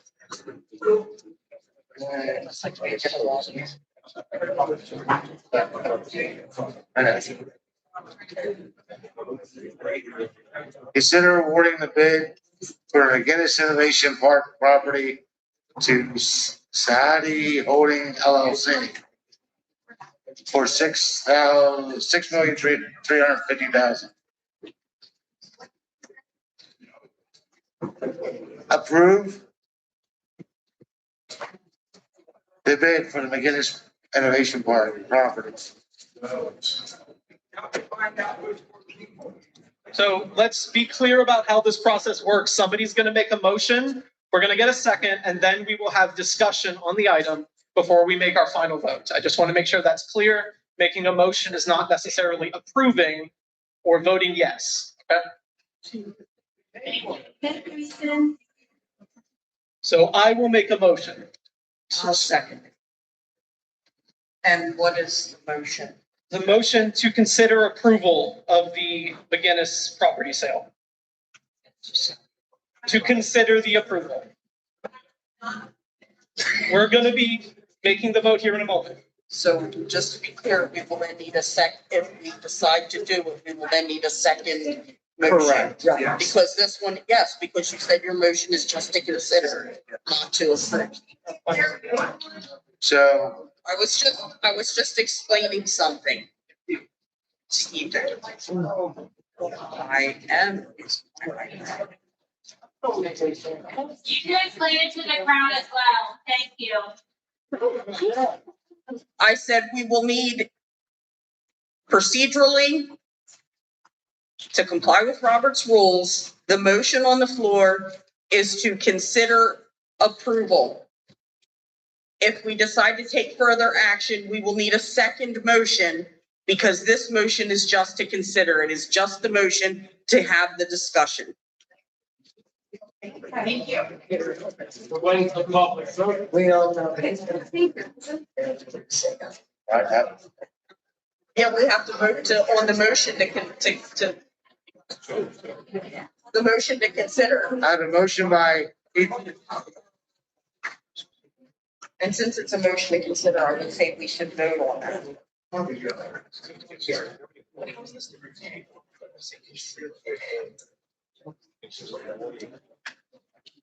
Because we're motioning to approve. Yeah. We're not motioning to consider. you want to change it? Do you want to change it? Make the motion. Hold on, I got a motion on the floor. Yeah, we have a motion on the floor unless Ethan removes. All right, procedurally, I'll remove my consider motion so somebody else can make a motion to just take the regular vote. There will still be a discussion. Okay. So you're saying you're voting on it now? We were not voting on the ordinance change. This is a separate action. It is a separate agenda item. This is a vote on the bid itself. The only rules, the only way we can have a discussion on an agenda item is if we have a motion and a second to allow the discussion to happen. If you don't want to hear a motion and a second, then we will not have that conversation. Period. Wow. That's the way it works. I second it. Who made the motion? No.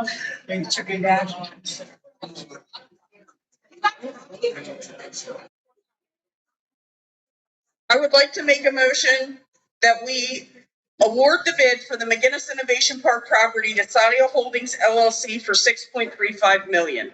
Do we have a second? I'll second that so we can have our discussion. All right, now we can have the discussion.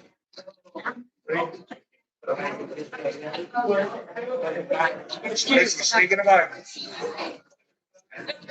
Council, state your name. My name is Paul Hill. I live at 1825 Quarter Road.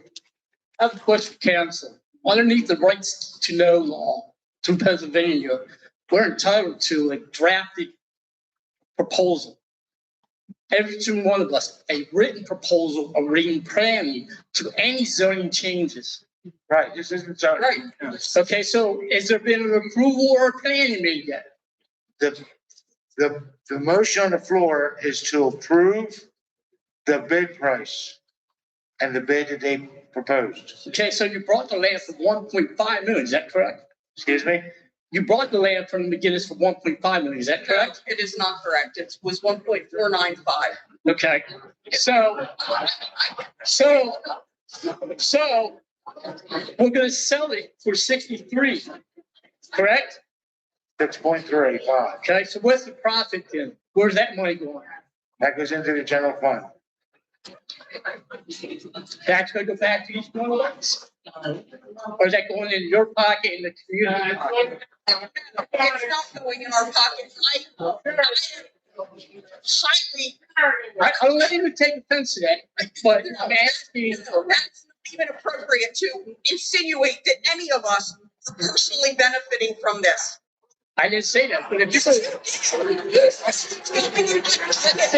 not going in my pocket. I said, is it going back to the pocket of all the people? A couple years ago.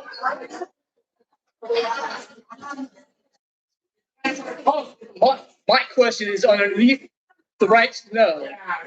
I want to know where each and every penny is going to. When it's spent, you can get that. You have to submit a right to know request. But we publish all of our financial reports every month. They are all out there. You can go and look for them. You have to go to the website to look for it. According to Pennsylvania state law, if one person comes to you, each one of us comes to you, you have to give a complete, detailed plan. We do give that. We do give that. And we do not have to give you the special information if we've already published it on our website. It's there. You don't need to fill out a request. It's there. That's okay, we can get that. He's got a phone in his pocket, so I think he has access to a computer. Not everybody has that. There is a way, to be clear, there is a way to do a right to know request without a computer. Borough has a right to know request form. You can request paper copies of whatever documents you would like. There are several people in this room that do that frequently. Just to be clear. I'm Brenda Siglitz, Drager Road. I'm not a citizen of Columbia Borough, but I'm a stakeholder. I'm the former board president of the now defunct Susquehanna Valley Chamber. I've previously worked on our former Riverlands Trail Fest that we had for many years. And growing up, I used to come to Columbia every time for my orthodonture with Dr. Perry. I'm sure many of you got braces from Dr. Perry.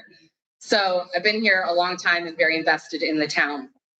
I say that because I care a lot about Columbia, and I've invested a lot of my personal time here. Also, other people have invested a lot of time and resources, and I speak on behalf of myself, not on behalf of them. But when you think about the Pennsylvania Department of Conservation and Natural Resources, who has put millions of dollars into the Susquehanna Riverlands, because it is a gem. It is an absolute gem. The Northwest Lancaster County River Trail is the reason that people are coming here. They're coming here for the trail. They're coming here for restoration, for recreation. The last time I went to the outdoor forum, it was about economic outdoor businesses. It was about needing more Airbnbs. It was about needing more hotels. It was about bringing outdoor economy here, because that's the economy we need. We do not need data centers as our economy. We need the economy.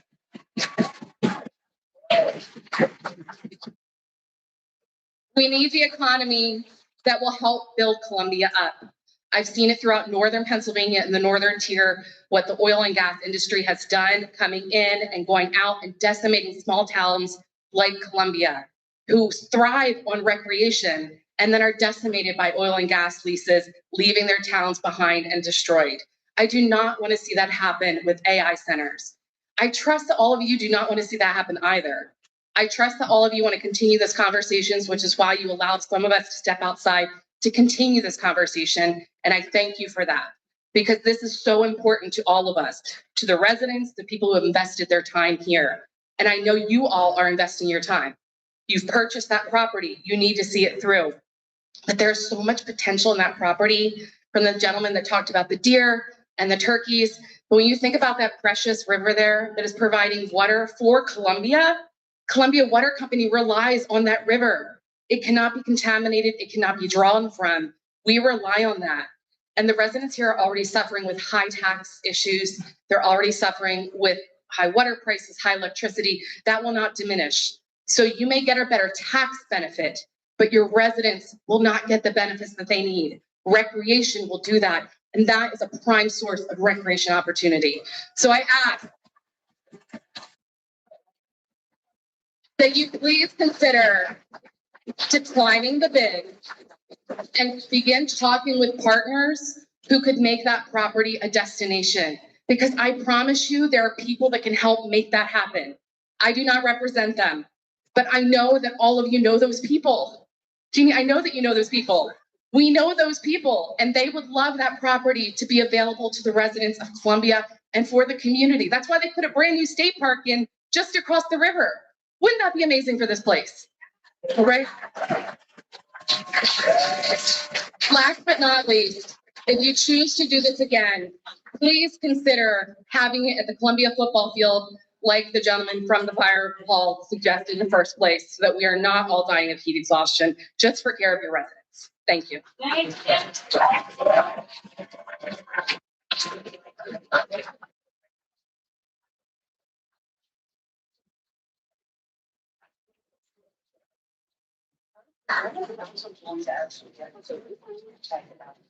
Hey, my name is Todd Alshouse. My wife and I are borough residents. We bought here in 2021. unlike so many of the other speakers, I didn't grow up here. I wasn't born here, but I got here as fast as I could. I love this town. It was the first place I ever really considered moving when I was moving out of my parents' house. It is my favorite place I've ever lived. I love this town. I love the community. I love the people. I love how walkable it is. I love how strong this town is in this community. And building a massive box that consumes our resources and drones on and on, constantly, 24 hours a day, just so that one person can have a remote job based out of New York is absurd. And let's be very clear about the actual job numbers from data centers. I work for an MSP. I have direct, relevant, firsthand professional experience with this. When you build a data center, you will create at most one full-time job. It will be remote and it will not be local.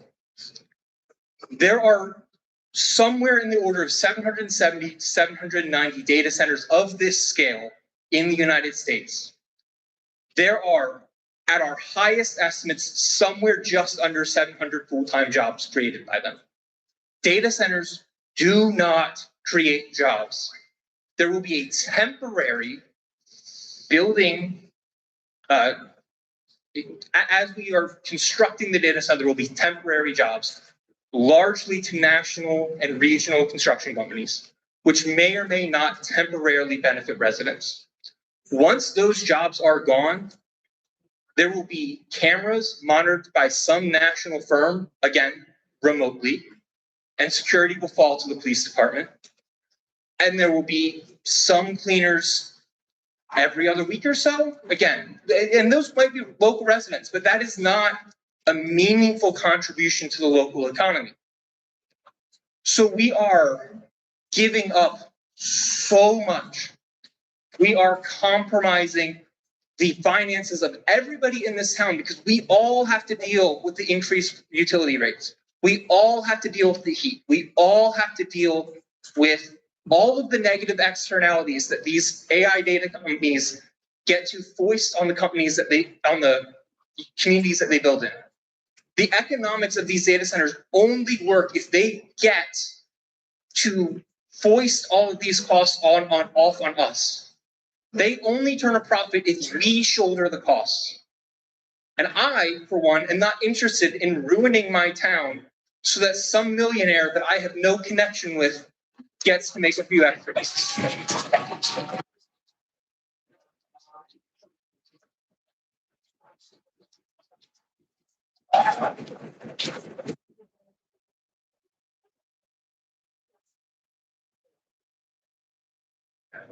Hi, my name is Juno Regard. I'm a resident of Columbia Borough.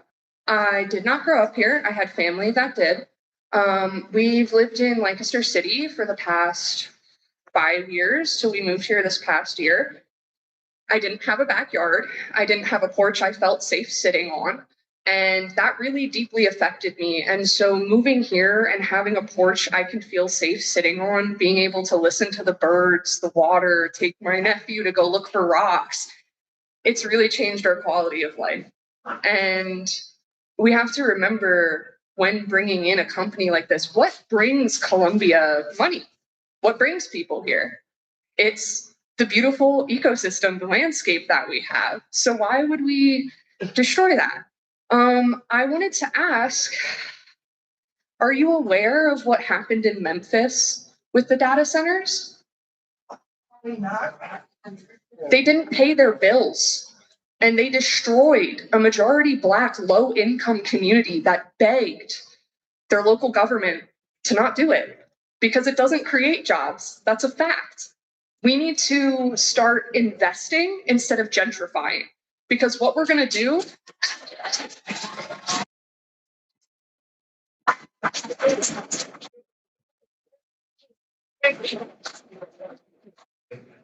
because look at Lancaster City.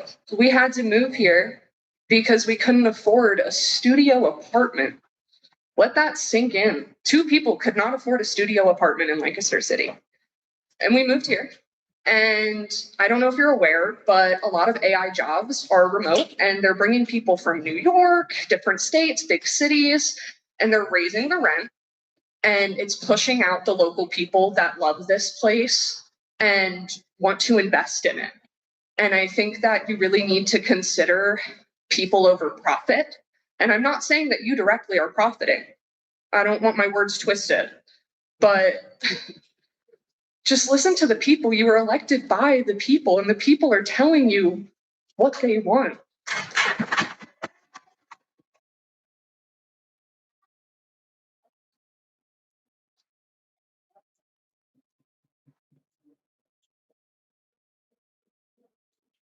I'm an activist. I do grant-funded work for homeless kids. I know that sometimes we have to make decisions that are not fun. I know sometimes things are tough, but I don't feel this is a tough decision. And I feel that, is 6.35 million the price of our ecosystem and our children's lungs? Is that what you'll sell it for? And money runs out. Investing in your community, it grows over time. And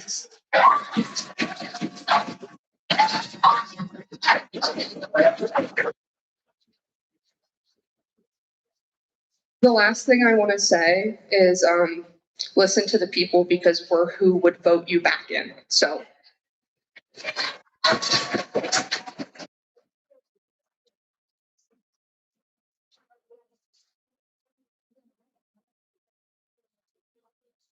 hello, neighbors. My name is Jeff Hill. I wasn't born and raised in Columbia, PA. I'm from Wilmington, Delaware. The gentleman was talking about data centers. I used to live next to a data center in Wilmington, Delaware, right next to the post office where he goes. I know exactly what they do. I know how they cool them, the whole 9 yards. Matter of fact, I even had a part-time job there when I was younger, way younger. I've been here in Columbia for 20 years now. I also work for Harley Davidson. I'm also a union member, so I'm used to talking to people. When I was told that data center was going to be put in here, I didn't think it would be here in Columbia, PA, in that big field out there. I see animals out there. I see deer out there. I'm also an avid hunter, fisherman. I also jet ski in the river. I never did that in Delaware. Jumped off of bridges and all that when I was younger. But I didn't like Columbia too much because it was too small, being from Delaware. But I got used to it. Starting to hear the fire engines going down the hill a lot. I asked my wife, of course, she probably knows who my wife is. It's Donna. Her grandfather donated the Gladfelder Field. So I knew pretty much about the history of this place because she showed me films of this place and everything it's been through. I've seen a lot of things here in Columbia, PA, the fires and people jumping off the bridge. Got used to seeing that a lot too. But working here and living here has changed me for the better.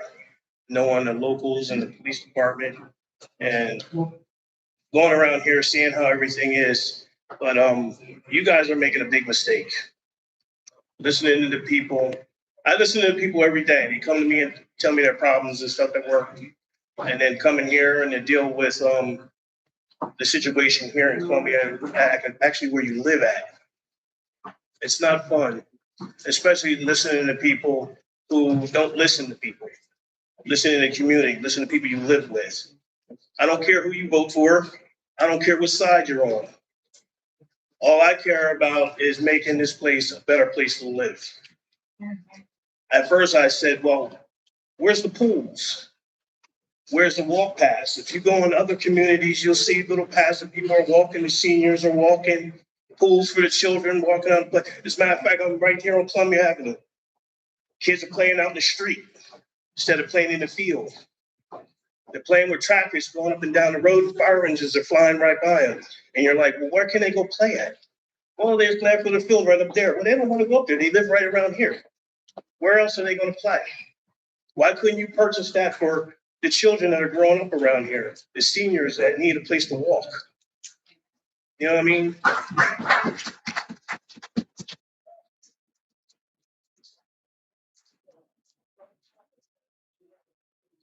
everybody knows that, the community needs money. And to make money, you have to get together and figure out where the money's gonna come from.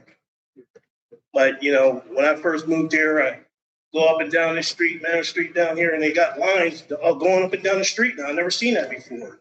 And I told my wife, I said, who the hell's decision was to do that? Put the lines in the street. It don't make any sense. And there's a lot of things around here that's not making any sense. The decisions that are being made. But I just hope you guys get it together. I mean, there's no screaming, shouting. I understand people are upset. But it's found the time to start listening to the community and making things right. Thank you.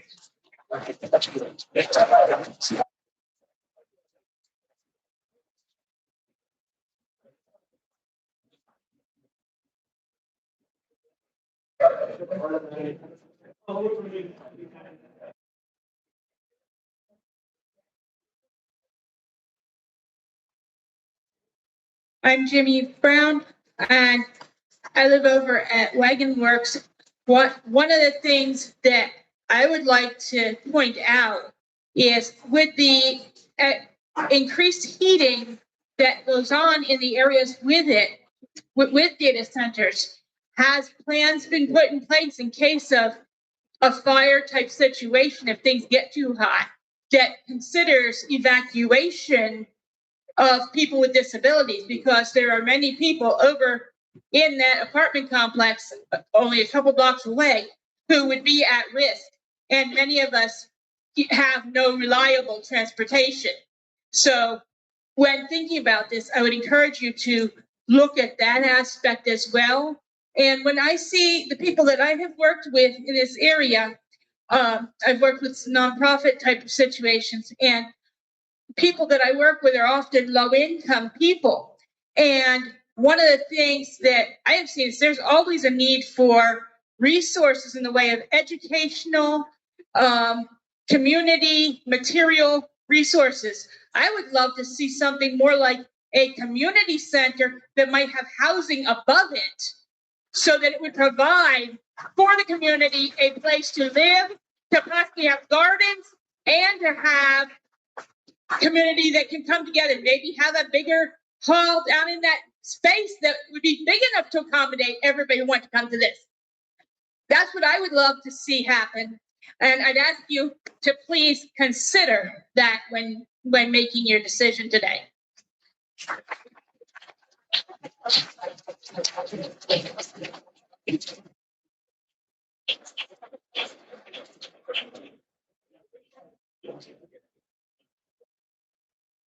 Kennedy Phillips, I'm a resident of Columbia. I live on Locust Street. I've been here since 2019. I have, I guess I'm a little bit confused because based on the agenda, it states that you guys were voting to approve. And I understand that we're having the discussion, considering that you tabled the ordinance that would restrict AI data centers in Columbia. My understanding is you guys you're voting on that later. You're going to consider that later. How are then we able to fully approve a deal for a warehouse when we don't know if it's going to be a regular warehouse or an AI data center? How are you putting restrictions on them if we don't have the ordinance that can pass? And I get it, this is discussion. And I want to say that I've lived here for almost 7 years. I've never been to one of these because I never felt that I was going to be listened to, because every single one of my neighbors that I spoke to upon moving here told me that the council is dismissive and rude. And I don't listen to the people we represent. So I feel like if there's going to be a vote here, whatever discussion is happening is irrelevant, because it feels like the decision by the council has already been made. So I'm gonna ask that you guys really genuinely consider what everyone in this room has been telling you, their personal experiences, the data that they've been bringing, because I really genuinely feel like this data center, this vote is going to be this council's legacy. And you have an entire building of people and a field of them out there that are going and willing to run against you if you stop and refuse to listen to them.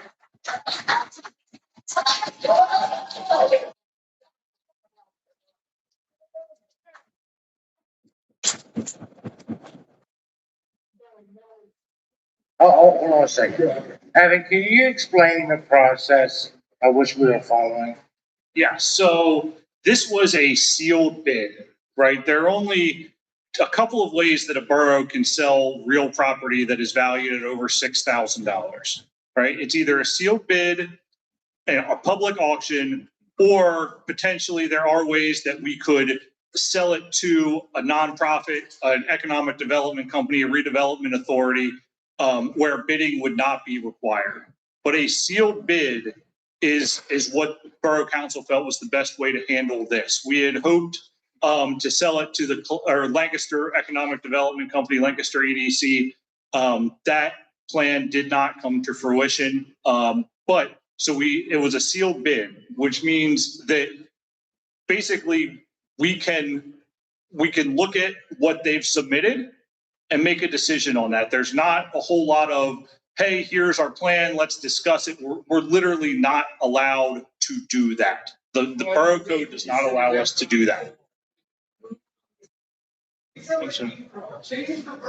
One more reason. When I say the Borough Code, I mean the Pennsylvania Borough Code, right? Your state legislature, if you want to change that, we'd have to obviously get a hold of the state legislators. I understand. I trust me. This is not the way I think anyone would like to buy or sell a piece of property. It's not, there's not much we can do about it though.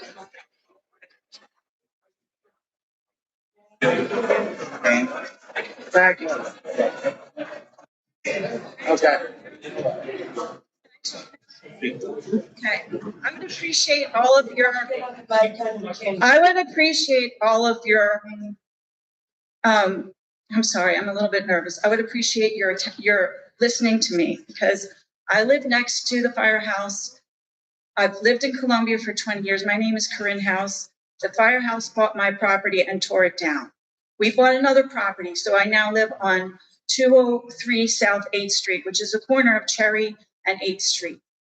I have been volunteering in the Columbia School District. I volunteered for 2 to 3 years. I can't remember because it was a while ago.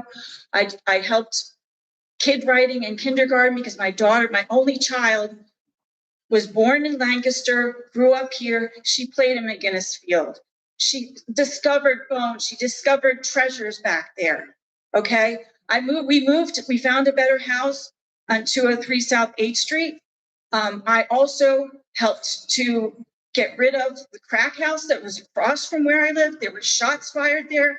I volunteered my services to the constables from Columbia and in Lancaster to help make my neighborhood better.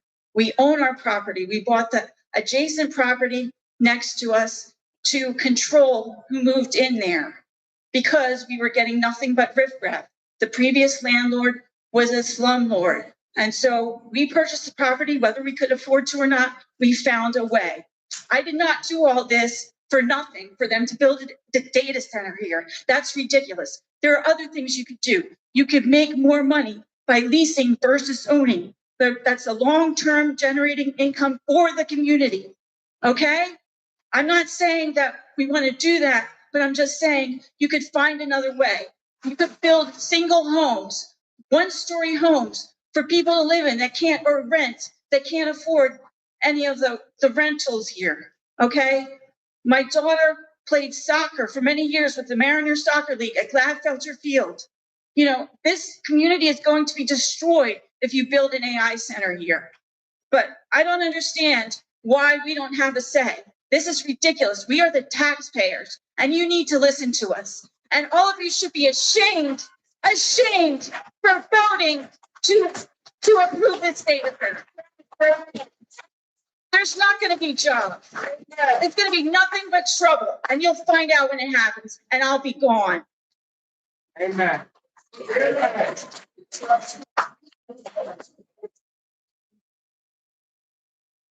Evening, folks. My name is Frank J. Douthrick.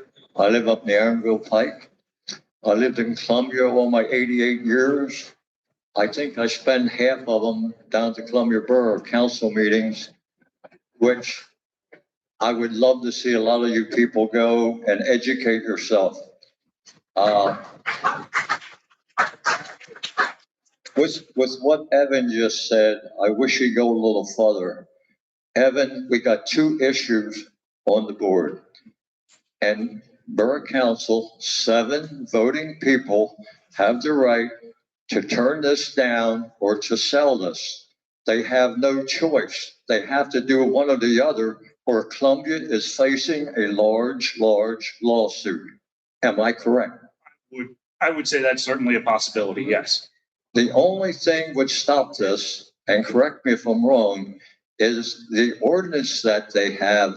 If that doesn't pass, then the bidder cannot put that in except for special exception. Am I right?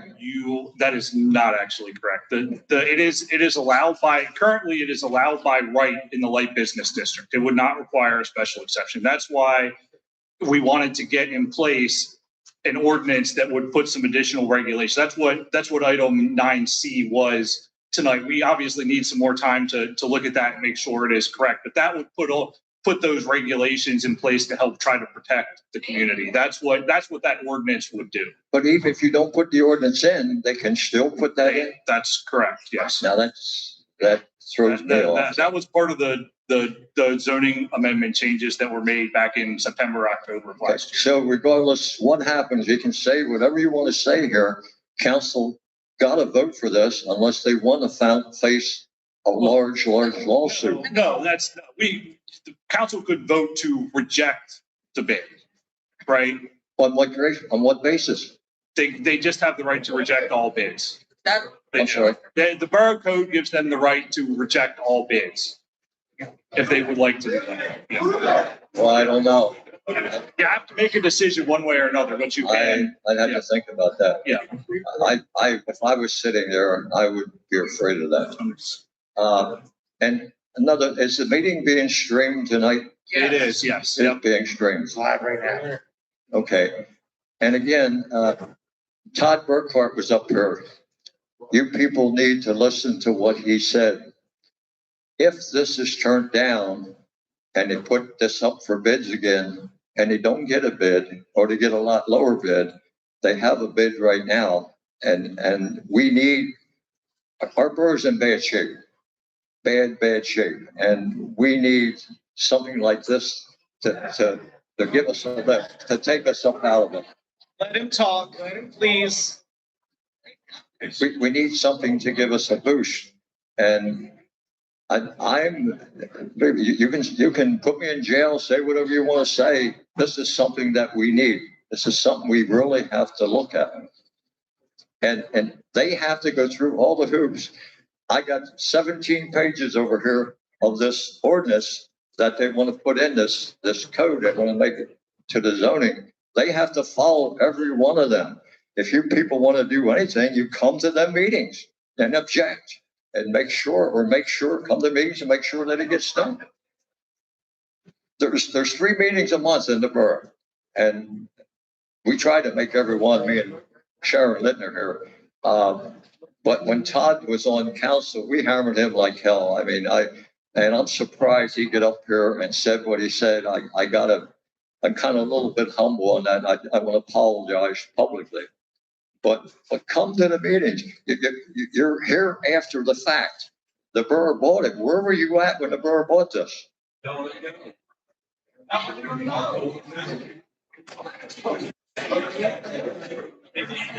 Anyway, thank you for listening. Thank you.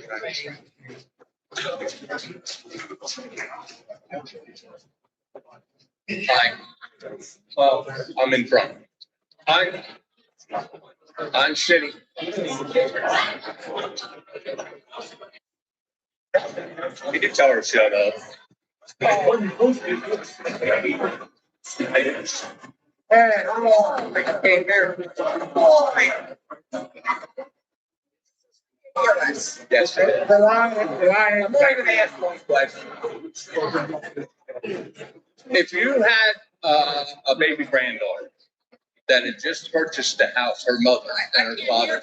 I can't hear you because everyone's talking over you. Okay. And also, sir, there is a line of other people that have been waiting. One question. And you are permitted to ask it, but please let the other people who have been waiting ask their questions first.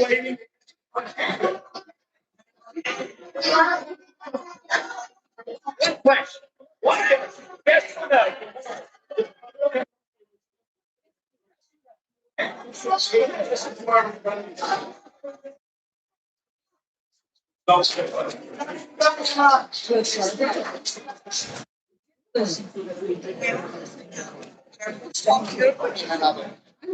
Hello. Hi, my name's John Stevens. I've lived in the borough for the last few years now. I wasn't here for the original sale of the McGinnis Field. I want to put forth in no uncertain terms that I am vehemently against the idea of a data center coming in and all of the complaints. But since I've been here in 5 or so minutes looking around online, I saw a lot of concern and a lot of legal action against Sadia Holdings. So while I'm aware the borough is under a lot of strain, I urge a great sense of caution trying to sign a purchase agreement with a company that is currently in proceedings for non-payments. If that's the kind of people we want to trust our tax revenue to come from, then I think we very much need to look at how they've been handling their payments. And if they're in court for non-payment, I don't believe that's something we can trust. And I would also, on that term, vote against the idea of selling to Sadia Holdings.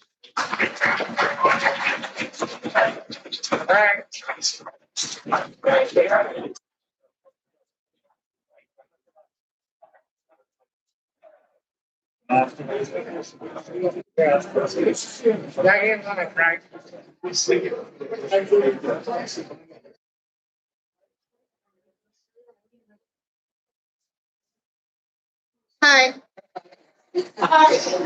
My name is Diana Allen.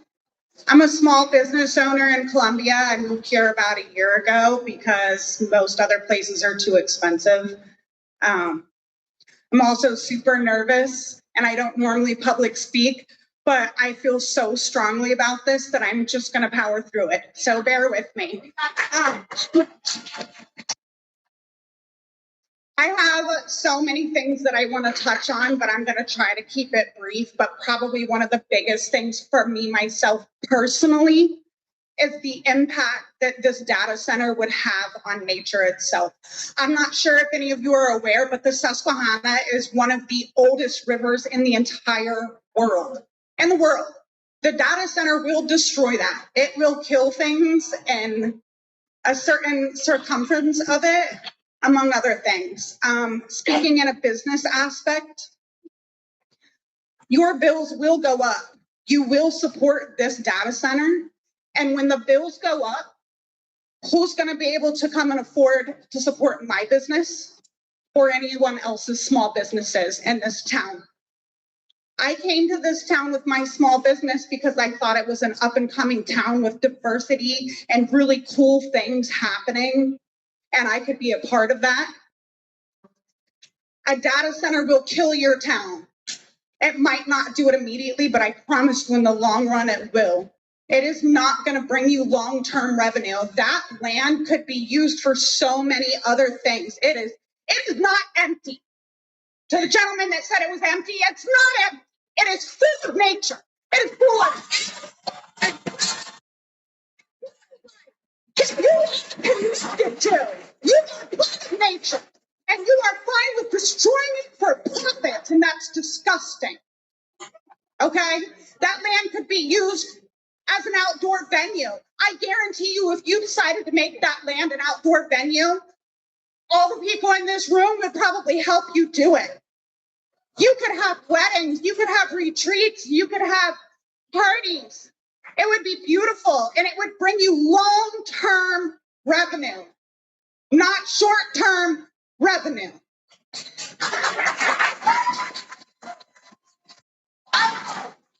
I'm so frustrated that this is even happening, like not where I live necessarily, but where I spend most of my days. I've been coming to Columbia for its nature areas for many years, even before I moved here.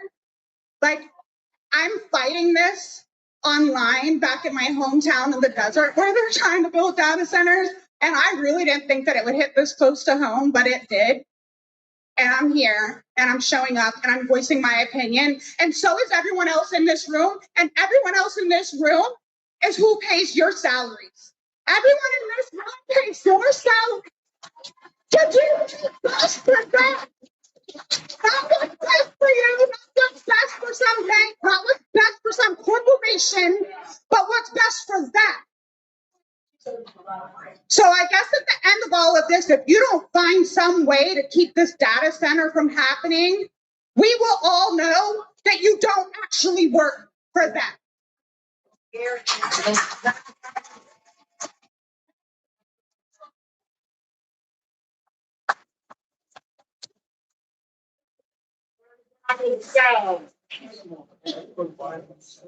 Hi, I am Joseph Favaroso. I'm a resident of Millersville Borough, but I work in Columbia Borough and I have for the past 3 years. So I feel that my comments are relevant to this discussion.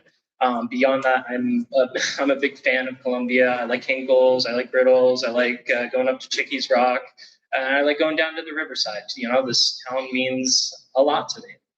I think the residents that have come forward thus far and put their opinions here about the concerns to public health, the concerns to the natural health of this area are far more important than anything else that I'm going to say. But I do want to reiterate all of the issues that have been brought up tonight.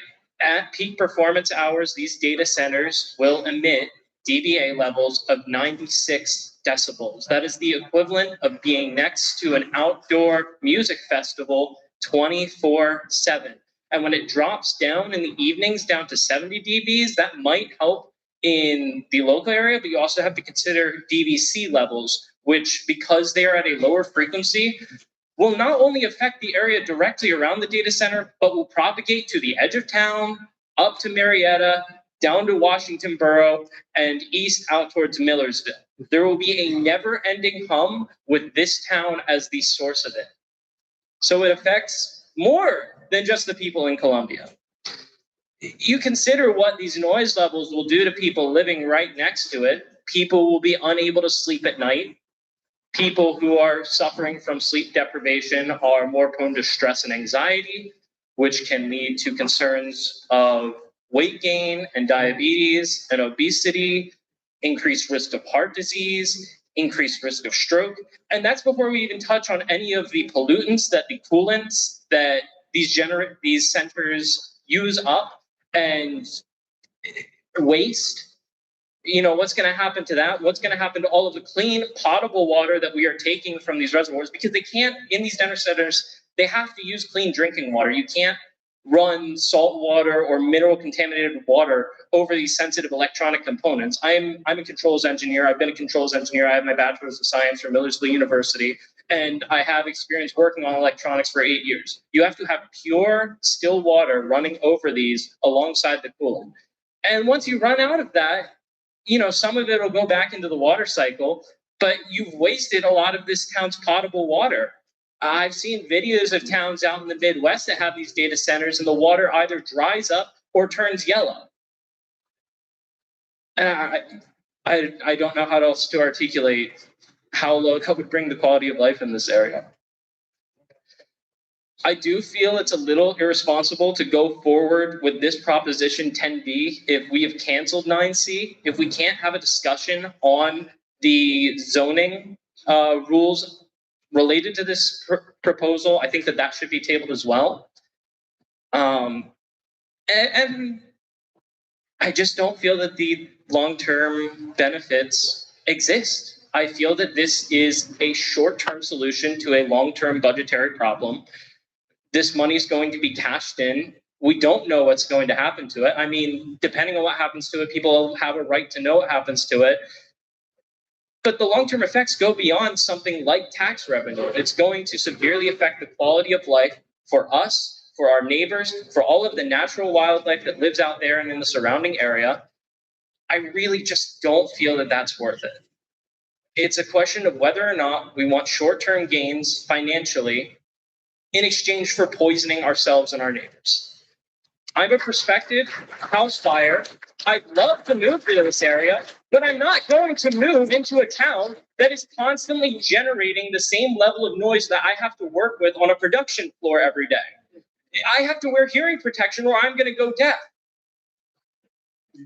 I don't want to live next to that. I don't want that to permeate through the walls of my house and wake up my sensitive children who are then going to cry through the night. So even if I can drown out the sounds of this data center, I have to deal with my crying kids every night.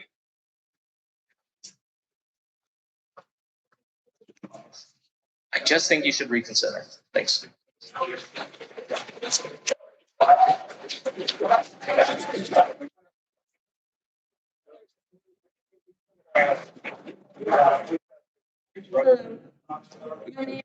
Amelia, and I am not a resident of Columbia County. I live in York and Spring, but I came here because what I do have in common with these residents is that I am human, and so are you. And I would like this to become a human discussion.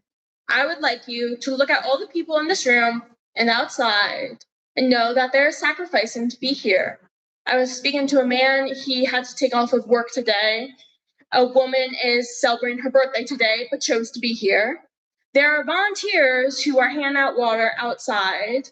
We are all in this very hot building because we choose to be here and we care about this community and about the environment. I sometimes get flustered when there's a lot going on in my mind, so I apologize if this isn't exactly articulate. But what the actual fuck? Like, we have seen across the country what is happening to the communities who live next to and with data centers. There was recently an investigation where water was collected from next to a data center. It was in a mason jar. It's brown. It's brown water. That's not safe to drink. Would you serve that to your children, your grandchildren, nieces, nephews, any children? Would you serve that to yourself? No. Absolutely fucking not. Would you want? I will speak how I choose to speak. I apologize if that offends you, but you need to grow up. Will you want to live next to, as the gentleman said, essentially a music festival, 24/7? Will you want to live in an environment where the temperature is already worse? Then you would be making it worse than the current climate change we face. Do you want to live in worse air quality? Do you want your children to live in worse air quality? Answer me. No. I want you to ask yourself tonight, who will you be if you say yes to this? Who will your children and grandchildren and nieces and nephews think you are? Will they be proud of you? When you are on your deathbed, will you be proud of yourself? If the answer to that is no, then I think you have some things to consider. Thank you.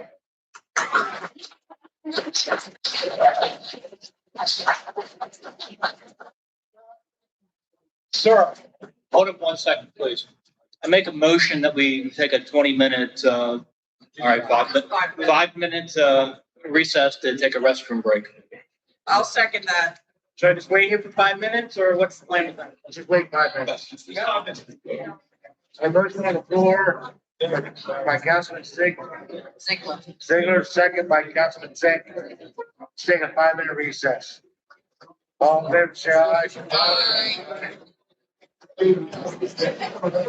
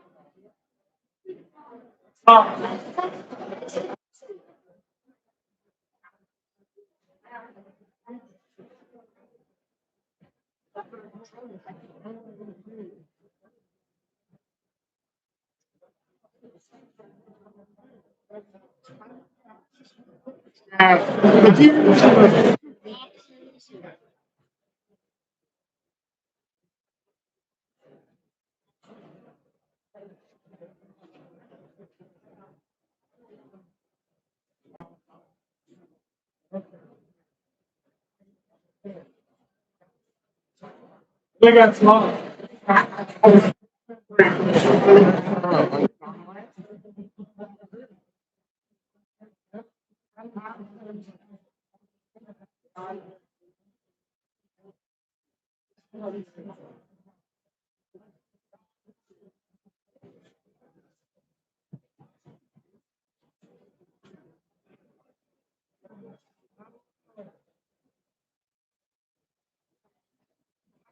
Oh, God, yeah.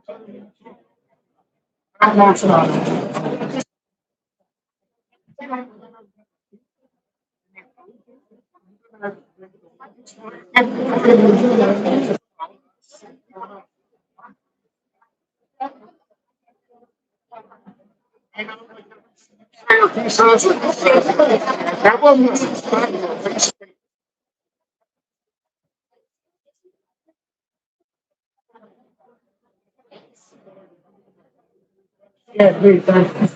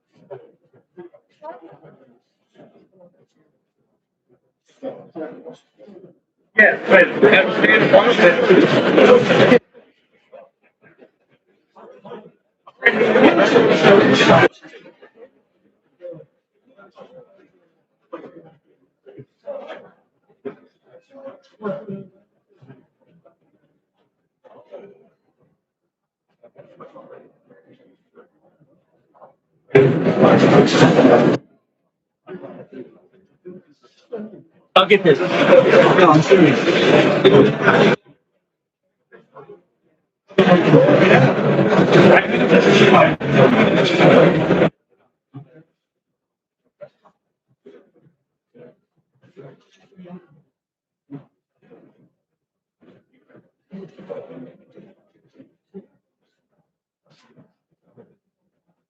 You've been here this long. Start all the fun without me.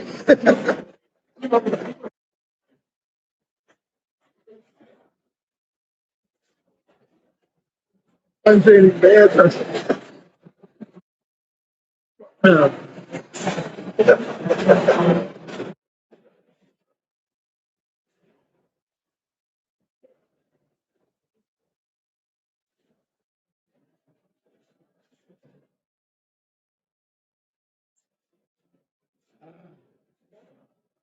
Well, I drank a whole set of coffee.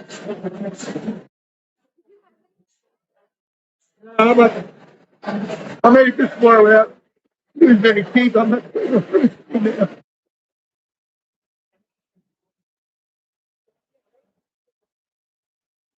Where were they talking about having this like a football field? Can you imagine?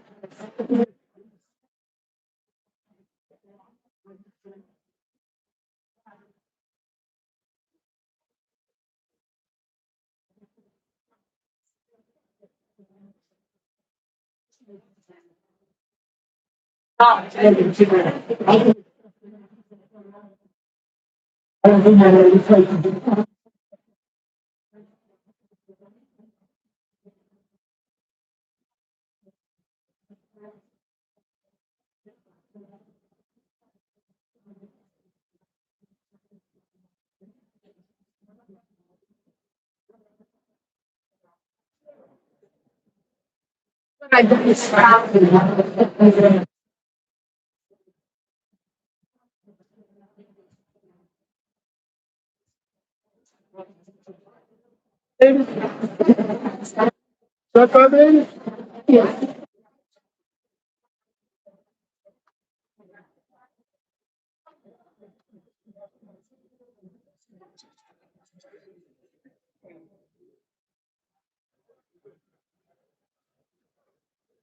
And somebody by the door, let folks know outside that we are reconvening.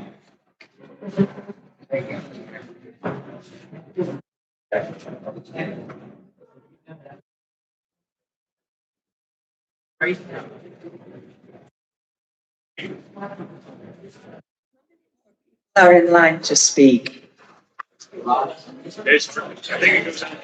Goes out the door. Are you all basically saying the same thing? No? Okay. We're just looking. Okay, that's fine. No problem.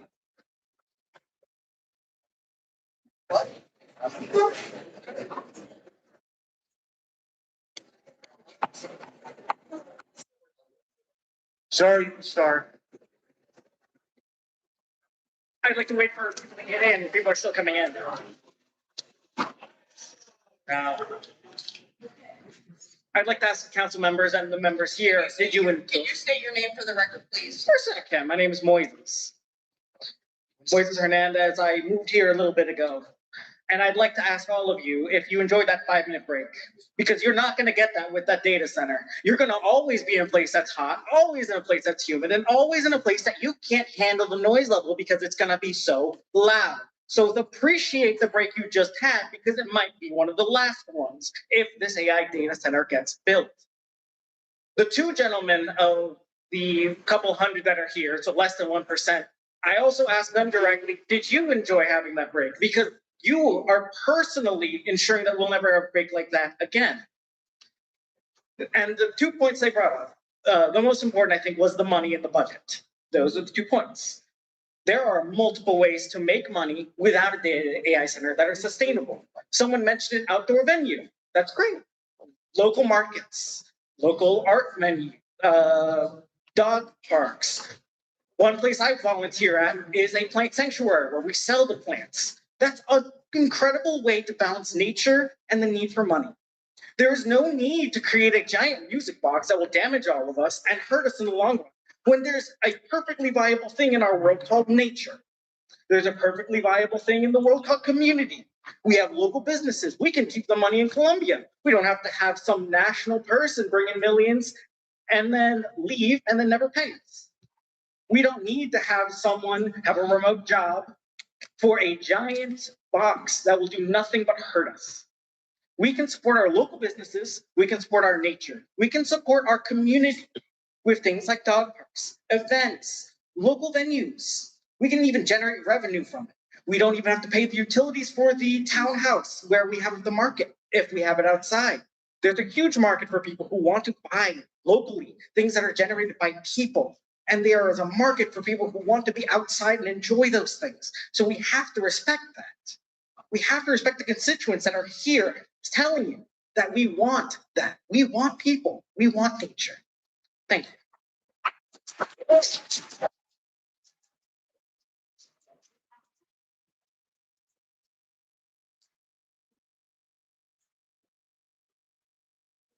Hi, everyone.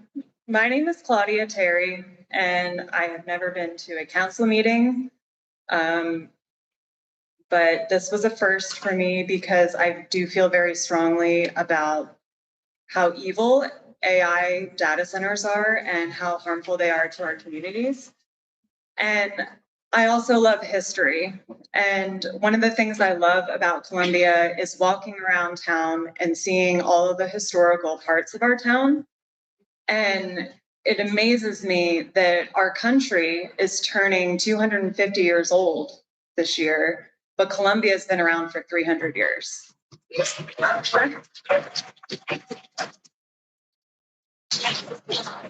Is this really something that we're considering on the 300th birthday of this town that we live in? So we weren't paying attention before, but we are now. And I just wanted to read parts of this article from a website called Substack. Oh, hold on a second. We have a line of people here. I'll keep it brief. We don't mind. Yeah, well, I'm giving the voice. I'm allowing it. Trying to put it on. The name of the article is called Follow the Water by Ada Nestor, if anyone wants to look it up at another time. Last week, I wrote about why we need to stop calling these things data centers. They're surveillance centers, and the people building them are not interested in being honest with you about what they are and what they want. Today, I want to talk about what they want. In Silver Spring Township, Pennsylvania, an 86-year-old farmer named Mervyn Rodabaugh was offered $60,000 an acre for his 261-acre farm. When you do the math, that is $15.7 million sitting on his kitchen table. He turned it down. He sold the development rights to the Lancaster Farmland Trust instead for under $2 million.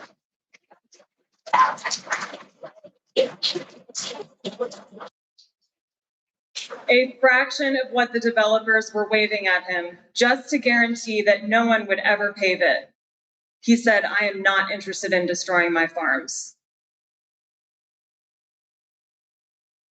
While one elderly farmer was turning down $15 million to protect his land, the next township over was quietly signing a $14.1 million deal that hands a hyperscale surveillance center the right to draw 40,000 gallons of water per day from the public water and sewer system. That is roughly what 2,300 homes use. It is over 40% of the town's excess water supply. The developer is Carlisle Development Partners, a joint venture between Pennsylvania Data Center Partners and Powerhouse Data Centers. The water deal was signed at the local level. No state oversight, no constitutional challenge, no serious public scrutiny. And when residents pushed back, the township supervisor, Phil Lederer, told them not to worry. The tax revenue from the project would fund a lot of unrelated township projects that were already on the books. That is the deal we are being offered. Your water for their services and a new municipal salt shed for your trouble. They are not buying the land because they want farms. They are buying the land because of what is underneath it. If you have been wondering why the wealthiest men in America have been on a farmland buying spree, this is the answer. Here's the part few are addressing at the township meetings. Pennsylvania's Constitution makes most of this illegal. And the reason why I wanted to get up here is specifically to read this next section. Article 1, Section 27, ratified by the voters in 1971 by a 4-to-1 margin, reads in full. The people have a right to clean air, pure water, and to the preservation of the natural, scenic, historic, and aesthetic values of the environment. Pennsylvania's public natural resources are the common property of all the people, including generations yet to come. As trustee of these resources, the Commonwealth shall conserve and maintain them for the benefit of all people. The water is not the borough's right to sell. It is not Shapiro's to give away.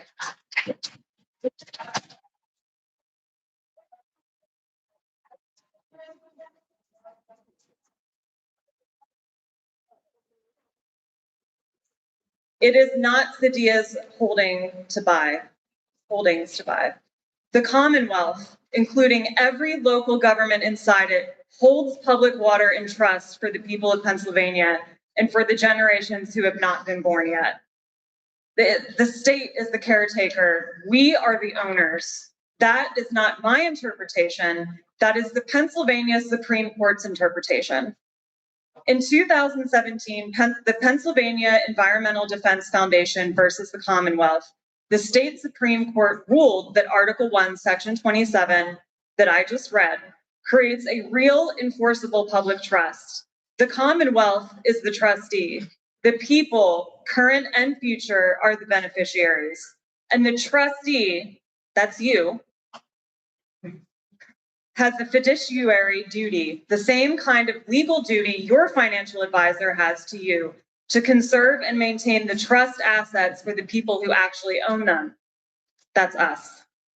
The court was specific. Those trustee obligations are not vested exclusively in any single branch of state government. They apply to all agencies and entities of the Commonwealth, both state and local. That means borough supervisors. That means borough councils. That means the planning commission that approved the Middlesex deal. A trustee cannot trade trust assets for tax revenue. A financial advisor who sold off your retirement account to fund unrelated office expenses would be sued into oblivion. But that is essentially what the Middlesex Township supervisor told residents he was doing, and no one mentioned the Constitution. Public water held in trust for the people cannot be traded for tax revenue. That is not opinion. That is what the Pennsylvania Supreme Court already decided. Meanwhile, in Harrisburg, Governor Shapiro is racing in the opposite direction. His administration has rolled out something called GRID, the Governor's Responsible Infrastructure Development Standards, which fast tracks permitting for data center developers who agree to certain conditions. He has also stood by an existing sales tax exemption for data center equipment that his own administration now projects will cost Pennsylvania taxpayers around $2 billion in lost revenue by mid-2031. The estimate for next fiscal year alone has been revised upward from 45 million to 188 million. Unless we forget this is a bipartisan issue. In July 2025, Shapiro stood next to President Trump and Senator McCormick at Carnegie Mellon University to announce a $90 billion investment in artificial intelligence, energy infrastructure, and data centers across Pennsylvania. The governor has called this an economic transformation. He is treating the soil of this Commonwealth like a clearance sale. A reasonable person can ask, with the Constitution in one hand and the budget in the other, whether the governor is fulfilling his fiduciary duty as trustee of Pennsylvania's natural resources or whether he is violating it. I am not a lawyer. I am a mother and a commentator who can read plain English. But the people writing checks to these developers have lawyers, and their lawyers know about Article 1, Section 27. They know about PEDF. They know the argument exists. The reason they are moving so fast, township by township, borough by borough, is because they want the contract signed before the rest of us can catch up. But we aren't powerless. And then she goes on to state, if you have a borough meeting coming up, go, bring this article if you want. Stand up during public comment and say the words Article 1, Section 27 out loud on the record. Say the words PEDF versus the Commonwealth. Say public trust, fiduciary duty. Once those words are in the official minutes of a public hearing, they become part of the legal foundation for a constitutional challenge later. Developers know this, their lawyers know this. The only people who do not know this are the neighbors whose water is being sold while they sleep. Well, now we're awake. Every township meeting where no one mentions the Constitution is a gift to the developers. If you know an environmental lawyer or you know someone who knows one, this is worth a conversation. The legal argument has not been fully tested in court for water in this specific context. The PEDF rulings have so far been about oil and gas leasing on state forest land.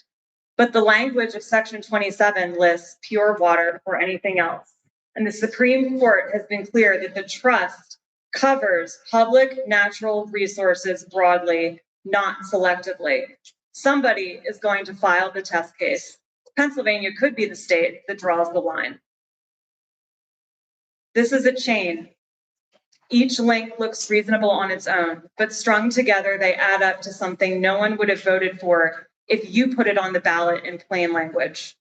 Put it on the ballot in plain language. Every borough meeting, every county commissioners meeting, every conversation with your state representative, every neighbor who still thinks this is just about server racks in a windowless building somewhere. The water belongs to the people. The Constitution says so. The Pennsylvania Supreme Court says so.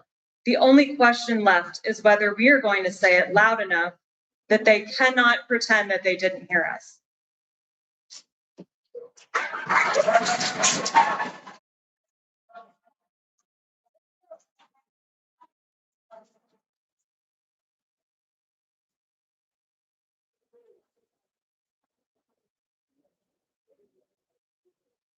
Gonna be real quick. Thank you guys for your patience. I know a lot of people showed up tonight. And I know it's hot in here. But even though I'm really scared of the idea of a data center coming into our town, hundreds of people showed up tonight. I didn't introduce my name. My name's Robert Machanya. I live on South Fifth Street. Real quick, I think there are two possible futures here for you guys as Borough Council.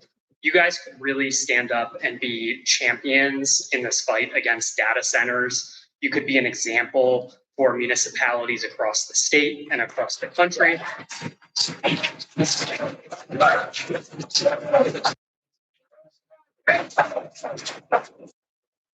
You can bring everyday people into the process to pass legislation that not only stops a data center now, but prevents one from ever coming into our town in the future. That's right.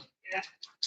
There is an alternative future where you guys vote against the interests of our neighbors, sacrifice our water, our power, and our environment for big tech corporations. In the event that that second future becomes a reality, 4 of you are up for election in 2027, and everyone on Borough Council won their seats. 4 of your seats are up at least.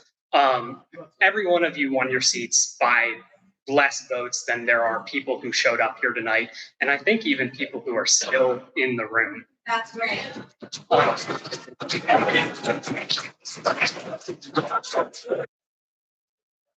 I can promise you, if you vote to sell this property to a data center developer, people in this room will stand up to run against you if you're still considering running, and many more will support them. I am asking you guys to not sell our town out to big tech corporations. I would also ask that you do a roll call vote rather than a voice vote, so we know who among you.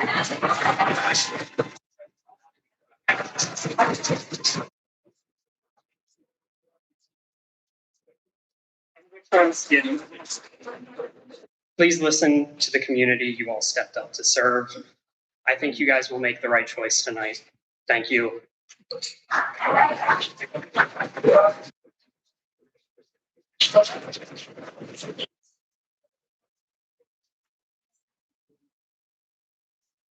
Hey folks, my name's Kyle Ricker. I'm a cybersecurity engineer by trade, so it wouldn't feel right if I didn't try to present as many facts as possible before people who are making a decision. I'm going to try to go through these really quick. I had more, but yeah. So one of the main facts that jumped out to me was that McGinnis, if it housed the data center, it could draw between 3 to 7 times as much as our current residential electric load. And the grid's not built for that. That's going to have to get upgraded, and someone will pay for it. Data centers across the nation are currently increasing how much electricity they're using in general. 1.7% in 2020, 4.4% in 2024, and 2028. Bloomberg is predicting 12% of use across the country total. They're in that same article also in let's see. Yeah, an analysis that Bloomberg did on utility rates found that areas with high concentration of data centers, like our 9th ward could be, saw electricity prices jump 267% over 5 years. That's a lot. Let's see. Pennsylvania House, as mentioned earlier tonight, has passed 4 bills to try to regulate data centers and protect ratepayers. It is important to mention that those have not passed the Senate, and I do not personally have high hopes for them passing the Senate. I wish they would.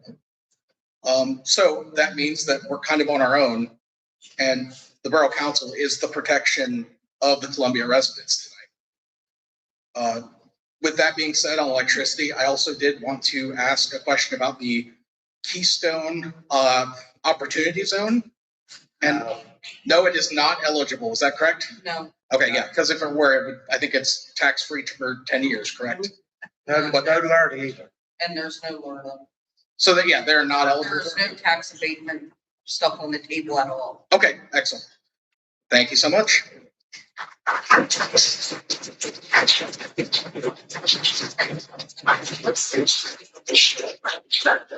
Howdy, y'all. Unlike those people, I don't really have anything prepared, but. Can you speak up? I sure can. So my parents made their first home Can you here. please state your name for the record? My name is B-E-E, like bug, not like B-E-N. I live directly across the street. My parents made their home here like in the late 90s. My grandparents made their home here. I would love to make my home here.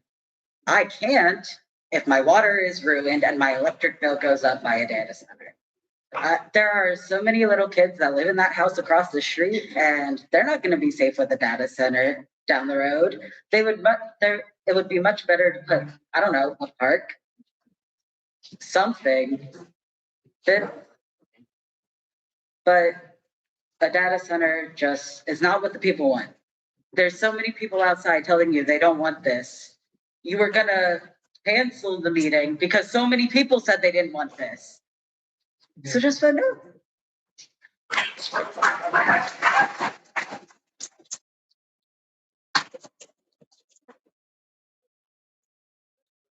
Hello, members of the panel. My name is Andra Arroyo Bear. I'm here with my mother, Jetty Bear, daughter of Rich and Charlene Bear, granddaughter of Rich and Mary Elizabeth Bear.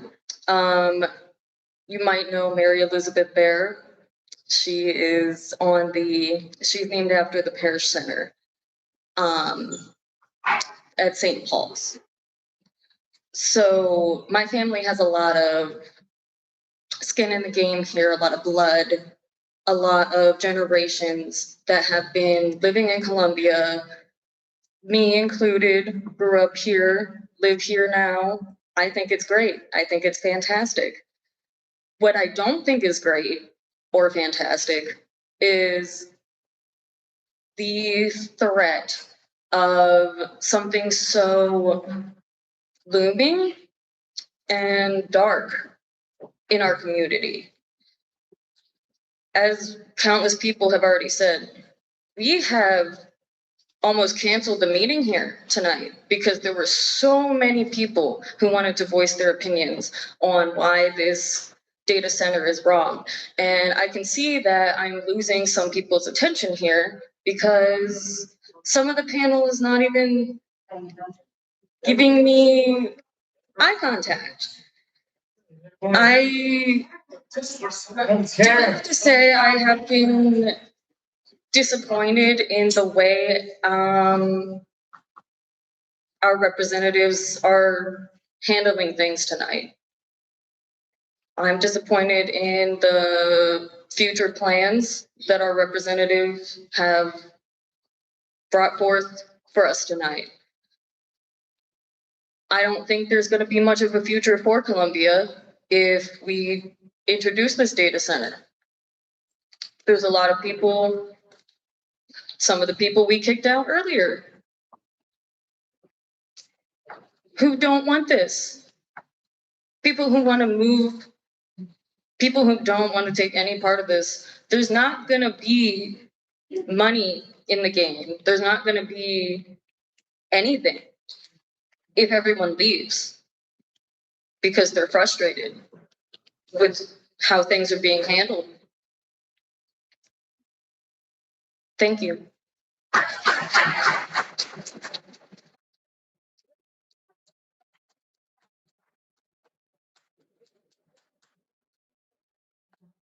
Hello, I'm Mason Milliron. I bought my house on Lancaster Avenue about 3 months ago. I'd love to stay here a really long time. Me and my fiance have a dog and a cat. We were planning on having kids. I want to have them go down to the river like I did when I was a kid. I'm from E-Town. My dad would bring us down here all the time. Now me and her, every Friday, we go and we walk that beautiful river trail. Why not add a little bit of extra green land? That's what brought us here in the first place when we lived across the river. I'm a musician, and I've been going down to SRCC, not every week, sorry guys.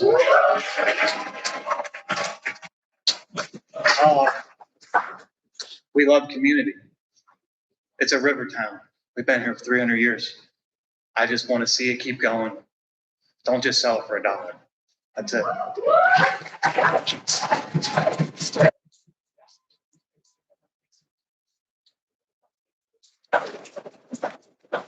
Hi, my name is Tate Hoffmaster. I don't live here. I'm a Lancaster resident. I was raised in Columbia. I was part of the Boy Scouts of the Knights of Columbus over there. Thank you. I love this town. A lot of people, it has a charm. However, I just have a question. The two councilmen on the far left, not the blue shirt, the two suits. You're staring at me. What's your name? Yes, you. Yes, sir. Yes. My name's Tate. My name's Tate. What's your name? My name's Tom Ziegler. Tom Ziegler. And the gentleman to the left or your right? He's a mayor. He's the mayor. The mayor? Nice to meet both of you. He's worth a lot. Further example of the fallacies I've seen tonight. I saw both of you kind of smile and laugh during Diane's, Diane with the big sign who was up here. I saw you kind of grin a bit, and I understand I am scrutinizing your biometrics. How that is exactly what these data centers are known for. Those were made famous by Alan Turing, who was a British spy. Tate, let me respond to that. No, I'm not done yet. I have 2 more sentences. I understand it's going to take a really long time. This is already taking such a long time, and thank you. Owl habitats have been destroyed because of these data centers. It's on record. It's shown. The methods of putting these data centers into place are dubious. They had conservators come and just see, okay, the owl won't die. We're not infringing on like this bird act from blah, blah, blah. I understand. Thank you. Bless you.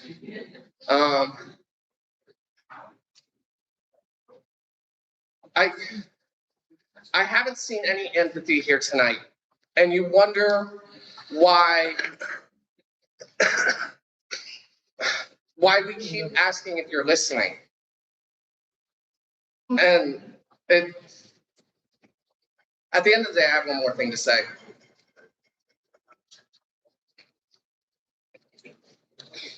Where's Todd Burgard?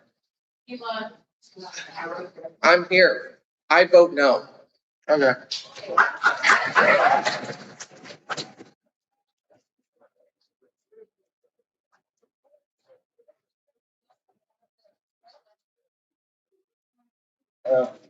Did you hear that? Okay. I am here partially to confer with the person who was just here. I hate to say it. Leolats, you have been staring at this wall the entire night instead of at the people coming to this stand, and I don't find it appropriate.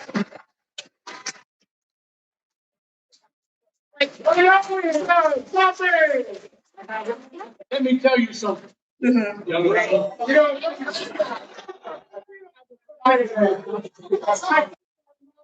I cannot hear him.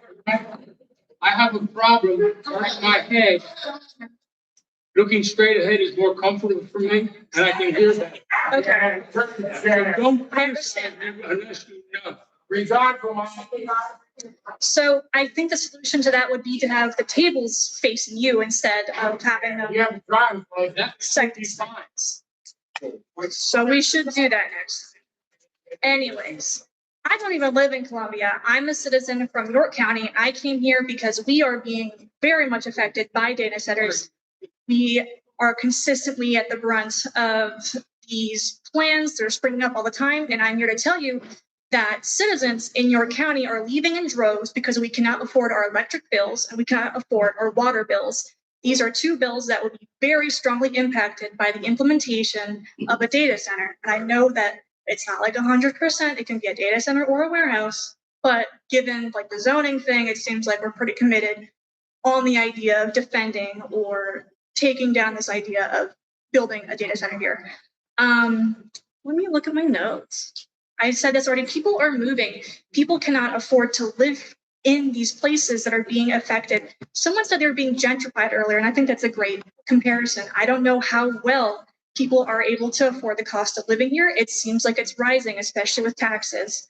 And I can guarantee that I know someone very stole my thought and asked about Keystone, oh my God, opportunity zones, which is a great thing to hear. But I think that these resources can be allocated somewhere else if we're looking to broaden a tax base. Because instead of even just one warehouse is not going to bring in the economic drive that you're looking for. It's going to maintain like at most 100 jobs. And if it's a data center, then it's going to bring in not only like the one person remote from out of state lines that's going to take care of it, but it's also going to bring in outside of county and outside of state construction workers to work on this project. And that's not what you're looking for if you're trying to promote job growth and also expand your tax base.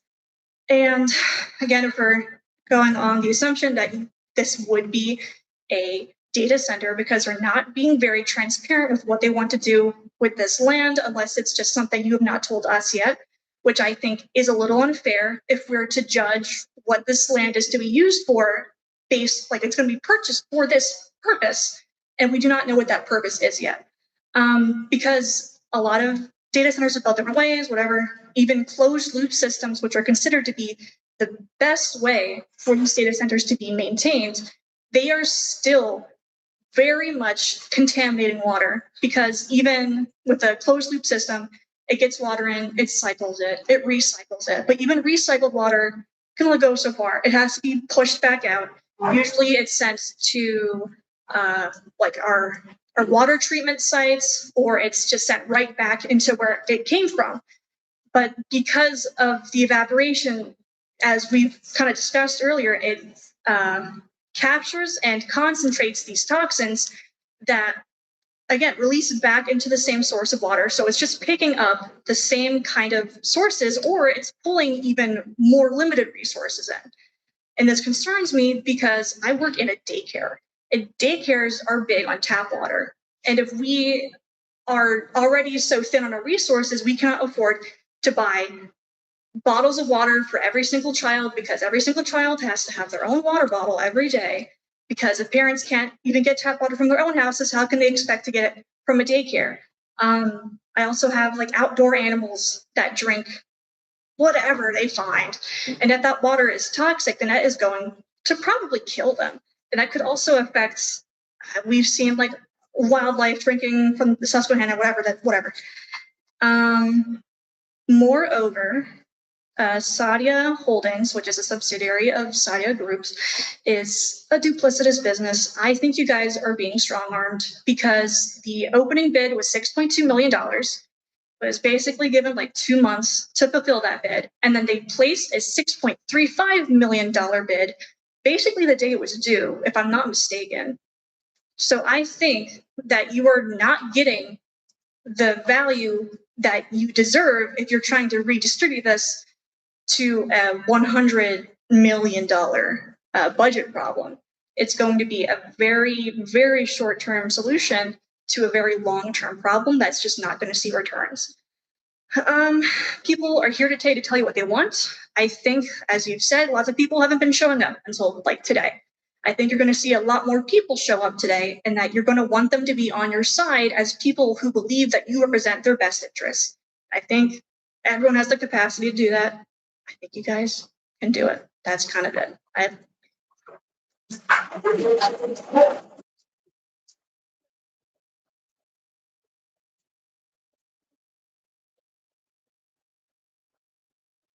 My name's David Mishaw. I'm from Old Chickies Hill Road. Full disclosure, I know Heather's Inc. We used to Pokemon Go together. I'm very disappointed in you, Heather. I know. I haven't kept my streaks up for a long time. Beyond the ecological problems, the employment problems that you've heard tonight, I want to bring up something that we haven't talked about, which is reason and logic. Something you don't have to be an expert on. Where is the pro data center people here? We heard from 3 people. 2 maybes because they were scared. And the one guy, yeah. And the one guy who had a vested interest in it, which is, I mean, I know we're living in a world where dubious things are happening in politics, but shouldn't be happening here. Second thing I want to talk about is Columbia identity, and this is my big point. Why on earth? Every person I've asked, why on earth would you even be considering this? Why? Anybody? For the money, correct, for greed. And you're worried about a lawsuit, which I heard about. I got news for you. If this goes through, there's going to be a lot more lawsuits. That's not an excuse not to do it.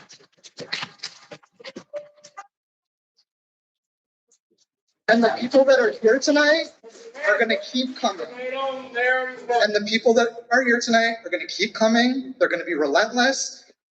You couldn't handle a girl reading a newspaper article, and you think you're going to be able to handle, I mean, look at the internet. There are millions of videos. Not one of them is about pro data centers. There are people going on hunger strikes. There are people getting arrested. You got so many police here. Does that mean you're scared? Yep. Somebody needs to explain the logic here. Because we're not getting it. And we're all here opposing it. You're supposed to be representatives. I mean, like, basic definition of a representative is you're supposed to represent us and not the 3 people who left. The bare pocket. Yeah, exactly. Listen to my man. You're in somebody's pocket. You're not transparent. You won't show us any plans. Your supposed zoning restrictions were not even researched. Heather, you came on here and started talking about things that are going on in Harrisburg just to oppose some. You didn't even research it. You just pulled it up on your computer and were like, what about? What about this? No, I have done extensive research, and in fact, Go ahead and tell me about it, and Heather. in fact, I sit on the county planning commission, and as part of that, What is you've done your research, okay. What is the maximum number of gallons of water that a data center is going to take? So you're not gonna let me tell you what I. Go ahead. Yeah, I mean, it's fine. Now you want to talk. Go ahead. She was trying to. I was trying to. Go ahead. Just go. Go. 5 million gallons of water is the max. 97 decibels, which somebody mentioned. There have been a lot of conservative numbers in here. 97 decibels. Prolonged hearing loss. Prolonged exposure to that will lead to hearing loss. We spent $4 million, the Lancaster Conservatory spent $4 million to beautify Chickies Park, and you want to put a big building in it. That's a slap in the face to the Lancaster Conservatory. How does that mesh? Go ahead, Heather. We're not putting a building in Chickies Park. No, you're putting it downstream. Paycheck. We can all, I mean, you're building a hotel because I assume you want tourism. Can somebody cite me the number on tourism to places with data centers? Is that, yeah. Is that a vacation destination? You are, I mean, I'm sorry. I waited till the end because I'm fuming, but you have invested so much in trying to get people to come here. And now you're going to undo it in one single stroke. There is no doubt in my mind that we will become known as Columbia, the city with the data center.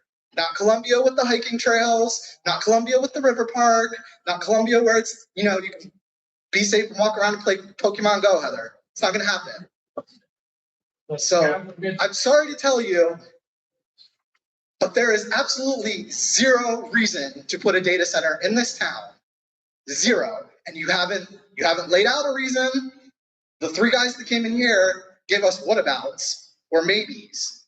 Maybe we'll get some return on investment. Maybe they'll build a power plant to power it. Maybe it won't come from our grid.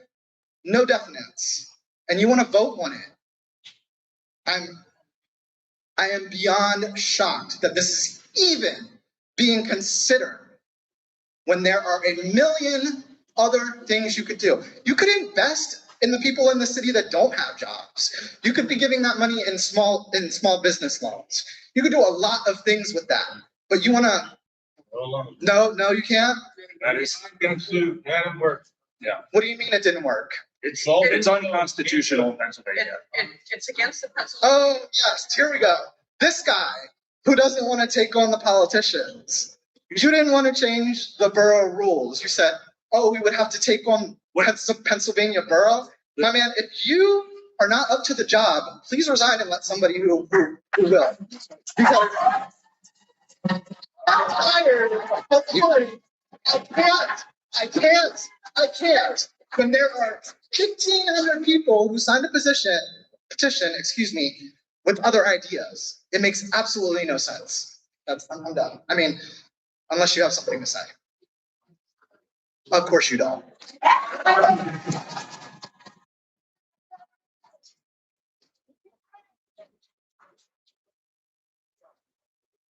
Hi, I'm Jesse Rabinowitz. I live over on 6th Street. You guys know me. First, I'm also not in favor of the data center. But I just gotta say, actually, it's not to you guys, it's to really everyone else here. They've been working on this for how many years now? 5 years? 5 years, right? I was attending most of the council set meetings last year. There was many nights, 3 people at council. Frank and Sharon, I forget your name, Joe. Mary was there. There was not many people who would show up. Todd, who you all booed, sure, I don't agree with him though, to have this data center, but he came to meetings with big notepads and was asking for ideas. He was really trying to find things to do with this land. That's great. Hold on. He was really trying to do something with this. We are in a situation where that's what I always say with my wife. Whenever we make a poor decision, it's like, well, we're here now. We have to figure it out. We're here now. Listen, dude, you just spoke forever. Stop for a moment, buddy. We're here now. We have to come up with a solution. We got one bid. That's right. One bid. Council has to make a decision and we have to talk about it. So yes, this is coming up. The comments, how dare you? Let's think about this. That's the only bid we have. We have to think about it. We don't have to accept it, but it is currently what we have. And so just yelling at council all night is just really just disrespectful. These people who, one, don't get paid for this. They get like $100 stipend a month, guys. There's no money in this for them. Stop accusing them of being these evil people. All right. They're not, they're volunteers. So just please just have a little grace towards them. That's all I'm asking here. Just a little grace towards them and show up to the council meetings like Frank and Sharon and Joe. Thank you. I appreciate you guys. This is a tough situation. Thanks, Jesse.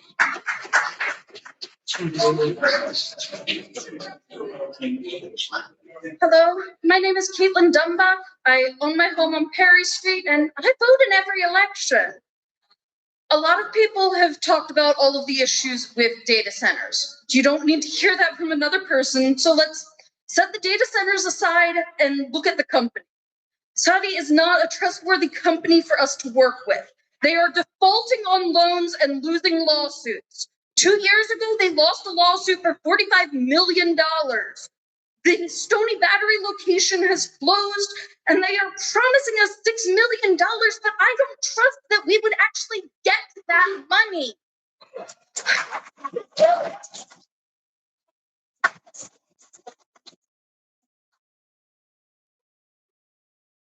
Additionally, you have said that the information about where this proposed $6 million would be going would be available after it is spent. Why are you not able to present a comprehensive proposal ahead of time for where the money is going? It's not going anywhere. Doesn't go anywhere until we allocate the funds. So what are you planning to do with the money? Put it in the general account. And what is the plan for it? Why are you just holding $6 million and not making a plan ahead of time for what to do to improve our community?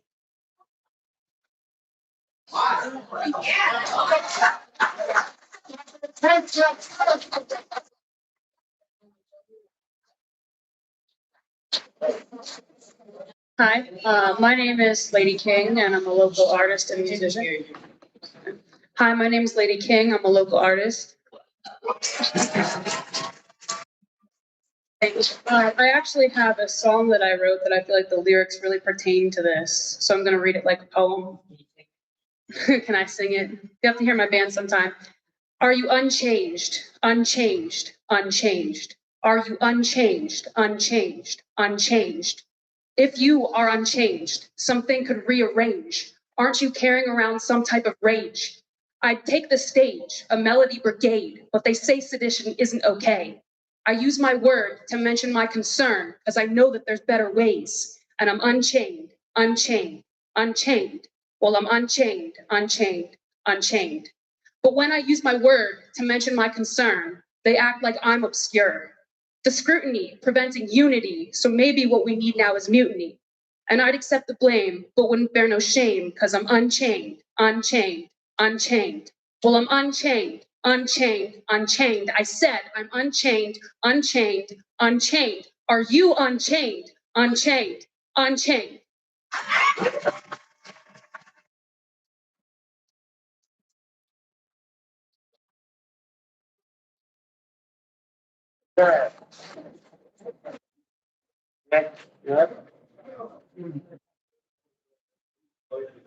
Hi, is this on? Am I speaking? All right, yes. This is my first time public speaking. Forgive me. My name is Brian. I live across the bridge. I live on Mount Pisgah. All right. I come from West Virginia. How many of y'all have been in West Virginia? Have lived in West Virginia? Been there? Being there and living there are two different things. All right. If you've lived there, you'll know the state that the state's in. All right. It's in a very terrible spot. You got pollution, just general economic decay, towns gone, people on drugs, everything. All right. And the whole way that starts, how it started to become like that is because there was no cooperation. All right. No cooperation with the community, with any officials. All right. That entire state is dying.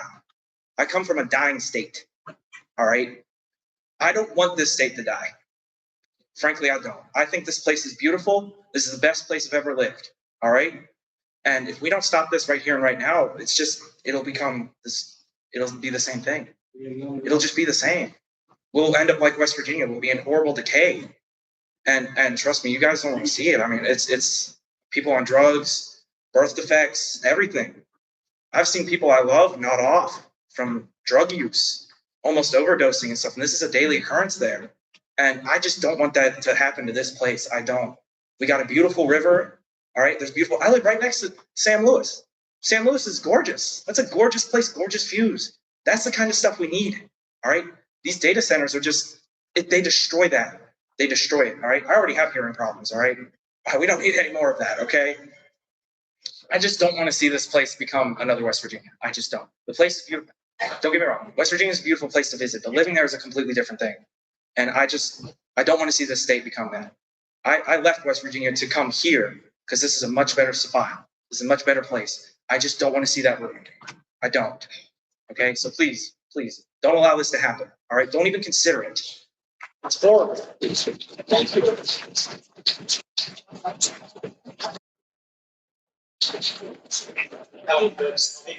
My name is Bryce Thomas. I live down the street. Earlier today, I had a conversation with the CEO of a regulated utility here in Pennsylvania. When we look at the permitting process for regulated utilities, there's currently several slated closures for fossil fuel power plants between now and 2030. That results in a 10 to 20% drop in fossil fuel power as supplied measured by megawatts.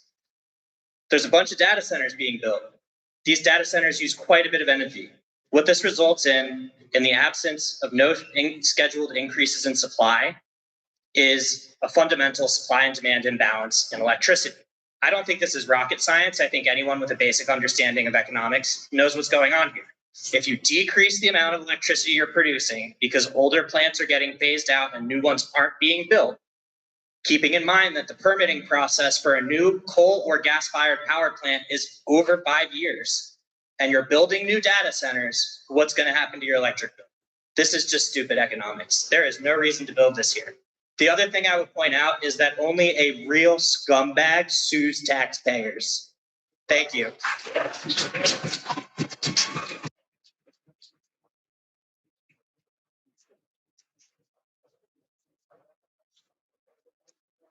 I'm not going to double dip with the comment. I just had a question actually about the bid, if that's allowed. Sure. Okay.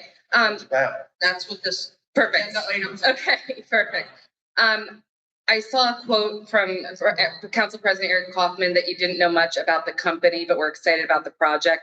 So I did a little digging about the company and saw that they had that $45 million lawsuit 2 years ago, and that the Stony Battery location is closed. So I work in public bidding and I'm familiar with the process. In their public bidding, did they disclose like their audited financials? Did you review them as an organization, as a council? And were those approved and vetted before bringing this to bid? So we didn't request audit financials. Why not? I asked because in the organization I work for, that is a no-brainer. As a nonprofit NGO, we have to, for our auditing purposes, we have to request audited financials to do good business. So I asked, why is that not part? I would like an answer. Why is that not part of your? Is that normally part of your bid? Like if you were to hire a contractor to renovate the park, would you ask for their financials if they were only 1 year in business and trust that they were going to show up and do the work? No. There are different stipulations. I think it's a valid question. And I see that you're pausing. We use a standard RFP for this bid proposal. Okay. So it wasn't. I ask you to consider, I'm sorry, you wanted to say something. Go ahead. It was very, I don't know how to say this. When we were putting this together, like Evan stated earlier, you know, there's only certain ways that municipalities can sell real property. Okay. And one is a sealed bid, one is a public auction, or using a nonprofit as a pass-through. Okay. The original intent was to use a nonprofit as a pass-through, and very recently we learned that that was not going to be an option. So we had to debate between public auction or sealed bid. And when we were discussing doing the sealed bid, at that time we said, you know what? We want more information than just a number. I appreciate that. We want, so I took an RFP from Lancaster City that they did for one of their redevelopment projects. I think it was a Walnut Street project or something. And I sort of tweaked it so that it was more relevant to our project. We also included a scoring rubric so that it was very clear as to what we were looking for. The scoring was based on how what they were proposing fit into what our goals were and so forth. But I think one thing is important to note. that even though we put this out for bid like that, there is nothing that obligates the bid winner to do whatever they proposed in here. So kudos to Sadia for being honest with us and giving us a proposal that they did, because they very easily could have proposed something completely different and then build a data center. So kudos to them for at least being honest. I mean, if there's no other, you know, but I just wanted to be clear on that. I appreciate that. You know, when I worked with, when I was writing up the RFP, because I did do it. I was working with Lancaster EDC and consulting with them on how we do this, because we wanted more information, but we also want to comply with the state laws and you guys. Sorry, please be quiet. I know it's a boring process, RFPs, but it's important. But that was how we came up with it. I mean, I've never done this before, so this was a whole new thing, but we wanted to make sure that we captured all of our goals, that we were very clear with what our goals were, and you know. Okay. I asked then that you really highly consider that.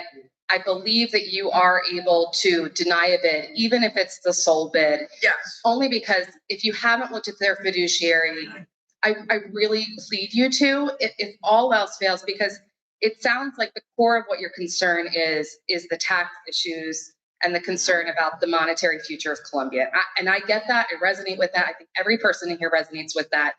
But to go into business with someone who just 2 years defaulted that significantly, and companies have had to sue them for back rent and not gotten it.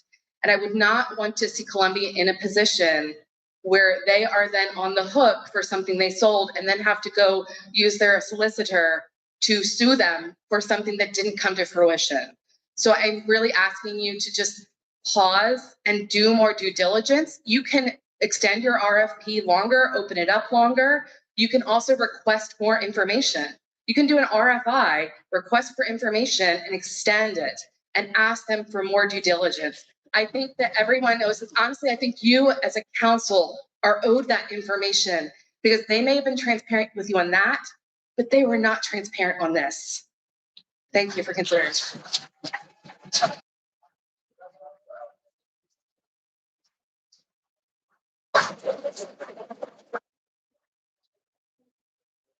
Hey, I'm not a great public speaker. My name is Missy, and I'm a business owner and a property owner here in Columbia Borough. I just want to speak on the animosity that you're feeling. It's because from that back corner of the room, I've seen every single one of you looking smug. And the vibe is that nothing that we are saying matters, and we are yelling into the void. I am just here to ask that if you aren't receiving payouts or money, which one of you was so offended by the accusation, then why are you so willing to betray the people of our town? Listen to the people, deny the bid. Thank you.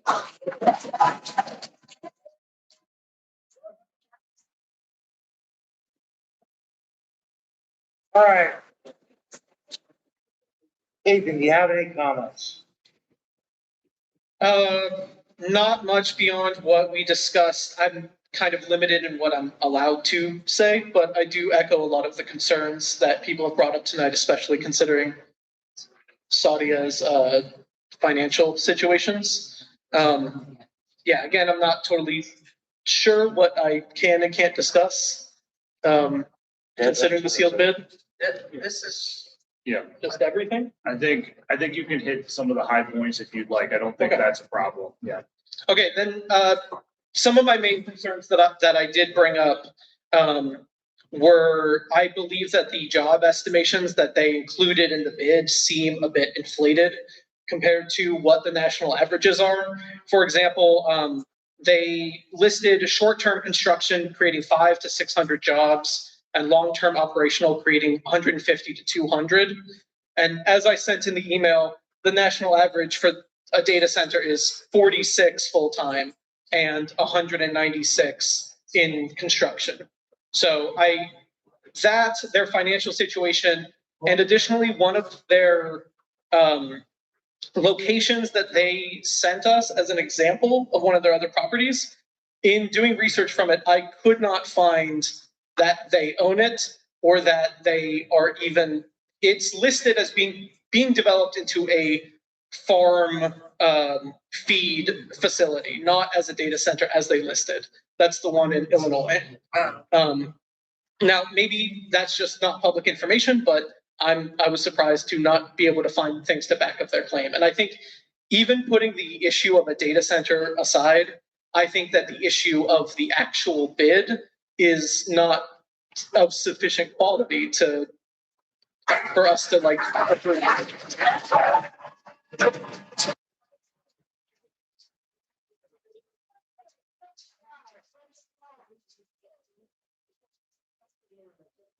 That's all. Thank you. Danny, any comment? Yes. Comment. Hi, I'm with Ethan on this. I did research on Sadia and they are in a $247 million lawsuit in New York to do with back taxes. And they have so many unpaid situations going on that I don't feel safe in having them be here. I don't think we would ever collect a dime of taxes. I don't believe that they're going to be good for the town. And so I would vote no.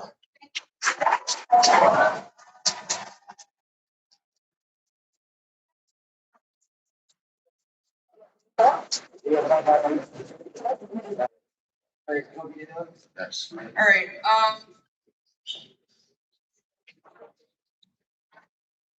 I have one major concern. I mean, I have several concerns. However, in reading through this, last Monday when we scored it and everything, we kind of skimmed it. That was the first we were looking at it. Spent time actually reading through everything. And I believe their attorney is here. On page 16, under the section where we requested estimated project timeline, I think we made it clear in the RFP that because this is a municipality, we have to receive payment, full payment, within 60 days of bid award. And on page 16, letter A says the acquisition and closing on property. It says they will close on the property within 30 days following final non-appealable borough approval of the contemplated site plan. And based on the actual date timeline, that would not be until next year. That's not allowed to happen. We have to have full payment for the property within 60 days of bid award, and that's non-negotiable. I mean, that's the borough code. So I'm not in a position to change anything about the proposal that's before you this evening. So, I mean, that in and of itself is disqualifying. I mean, to make it a qualifying bid, we had to have each item addressed, and they were, and this was a very detailed, and thank you for that. I think I told you that before. And I think I've told everyone, Claudia's on this, she's gonna be really thorough and everything else. But I think that alone is disqualifying, as we cannot accept a bid that does not give us full payment within 60 days of the bid award. That's correct.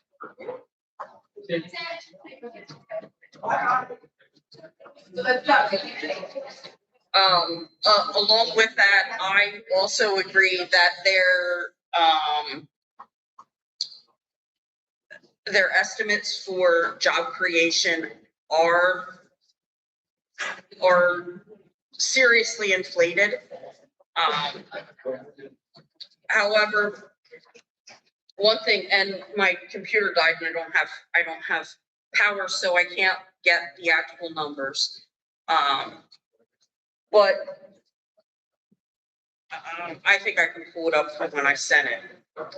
Just to let everyone know, because I know this is the big question, and this is, everyone, and I spent a lot of time pulling numbers together. And Frank, you kept asking me. Yeah, I'm looking for that. Thank you, Kelly. You keep asking about money and the money and who's keeping track of things. I spent a lot of time getting the numbers together. And I think that I would like the public to know the numbers on this. So the total project cost from pre-construction or from pre-purchase through today has been $4,876,749.63. We have received grants in the amount of $1,774,587. The borough investment into this project has been $3,099,663.63. Upon sale of the property, we will be required to pay back the state BIOS program $1,187,969.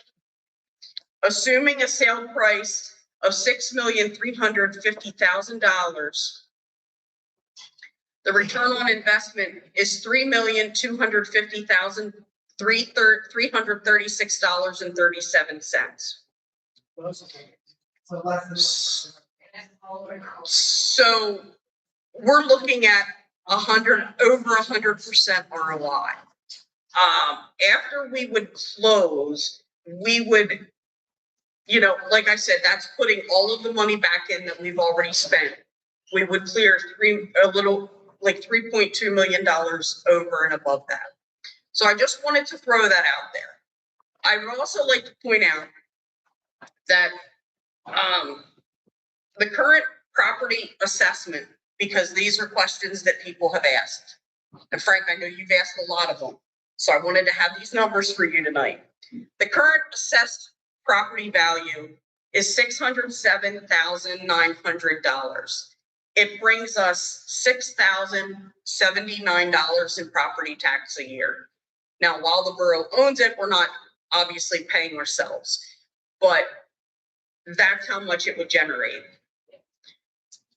If the site was developed and the development cost, that goes in towards the permitting fees and the other fees that we would receive at a low estimate of $85 million for the hard cost of the site, assuming that would impact the final assessed value. That would be $850,000 a year in property taxes. That's almost 2 mils at the current tax assessment. Now, obviously, that's going to change next month when everyone gets their new assessment bills from the county. But I just felt yes, I'm not downgrading everyone's concerns about the environment and everything else. But I wanted to put this in perspective that we're looking at accepting a bid. I wanted to get past the noise and show you what we're looking at here. We also said that, again, let me reiterate, we are accepting a bid.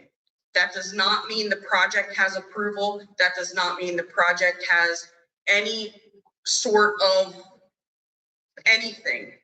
And as I said before, if we award the bid to this company, that project could change.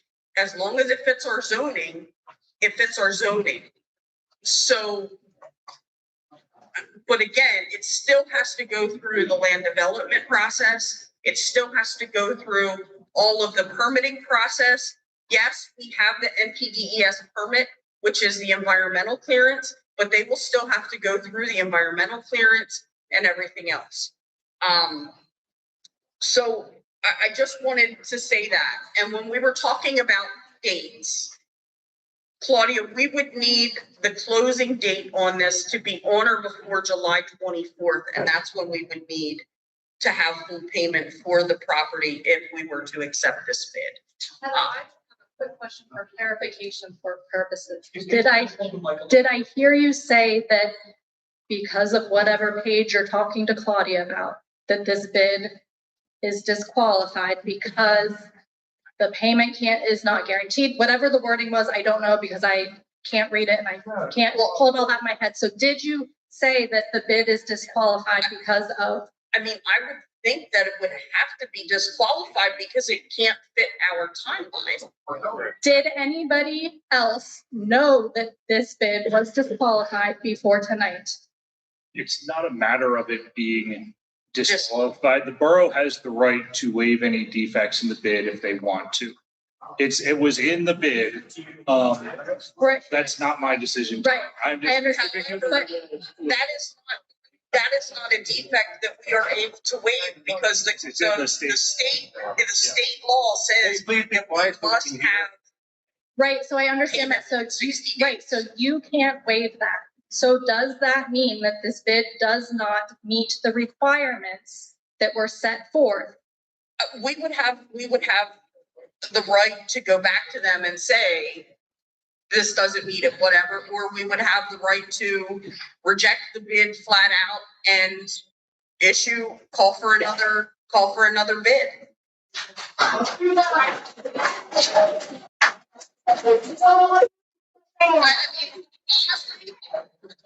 We at this table have not had the opportunity to talk until now. Right, and I get that. And so, I mean, had we been able to talk earlier, we could have avoided a whole lot of stuff, but now we're here. So I'm expressing the concern, and it will be up to council to say, are we going to reject the bid? What are we going to do now? I personally do not feel comfortable accepting a bid that does not comply with what we know that we have to do. So what is the process now that you have a motion and a second to approve that bid? Sure. Do you have to reject it by voting no to approve the bid? Yes, that's correct. That is the only option at this point. Yes. Even though the bid in itself went against your requirements. The bid itself was to address the individual items. It did that. It did go, Right, but it went against whichever the state law is that you're referring to. The RFP, we asked them to provide a timeline, and they did.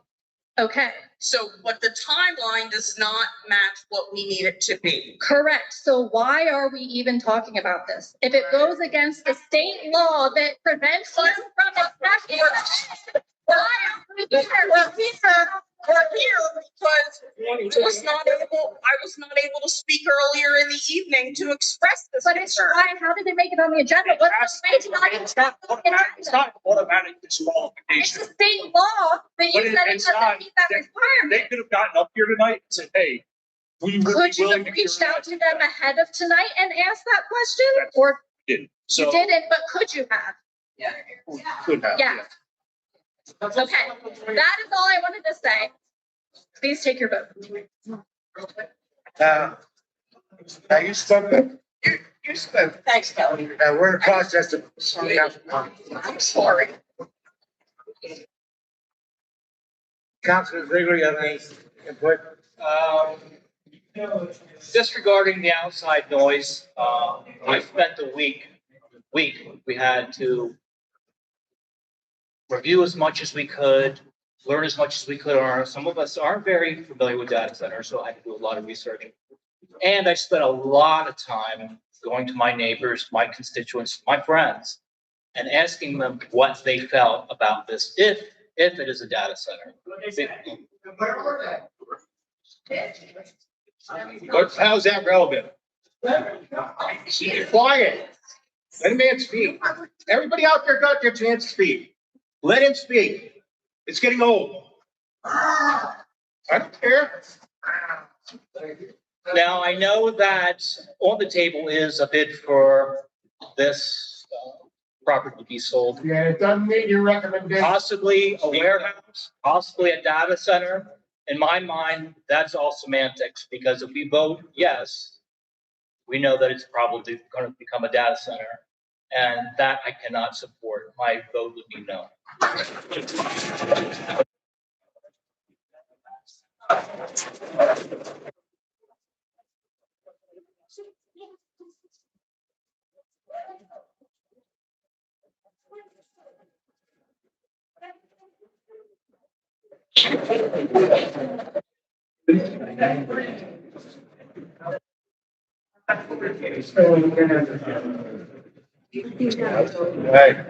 Yeah, I have a few things to say. First of all, I want to thank Heather for pointing it out. Again, Lauren, I appreciate your comments, but we all are familiar with the Sunshine Act in Columbia. Believe me. There's a lot. Just be quiet. I'm not talking to you. I'm speaking. I didn't ask for a response. You know what? Here's the thing.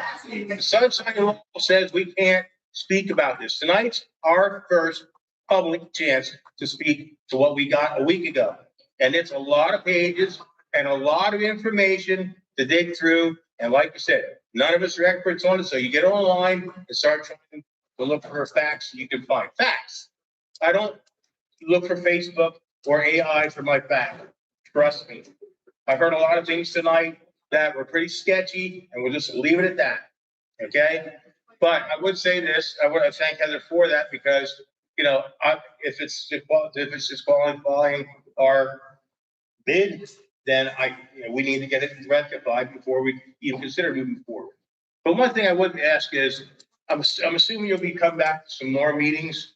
I would really like to see a little more civil decor. Okay, you all want to sit here and yell at us about, oh, you're not looking at me at this a podium, or I'm not this kind of being disrespectful. What do you think you were today? This was somebody called it a shit show.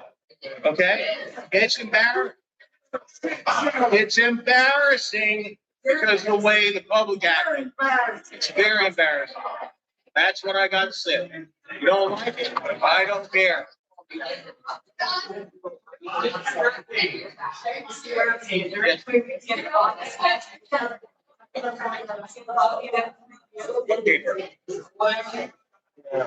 don't know how to ask.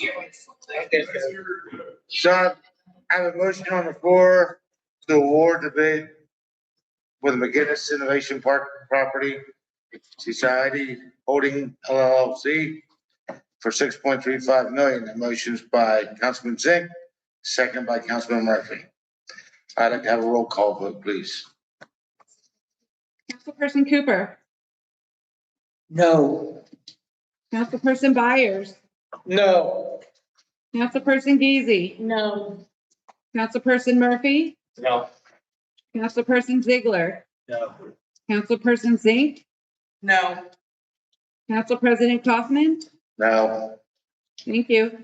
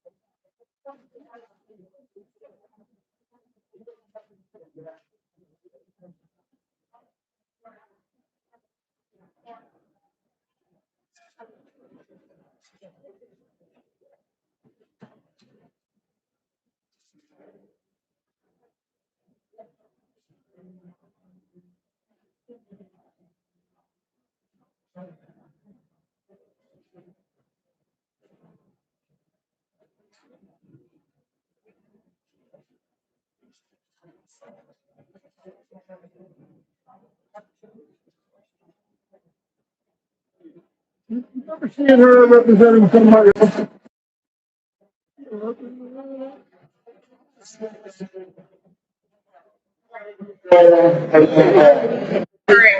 We still have an agenda.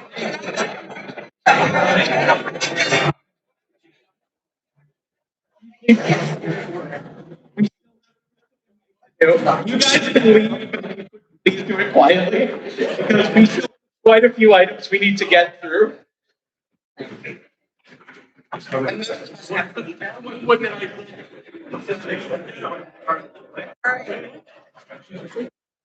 Although I would encourage everyone to stay because these are very interesting meetings. And I expect to see everybody.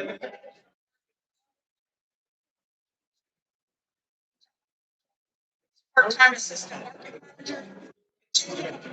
Contingent upon testing.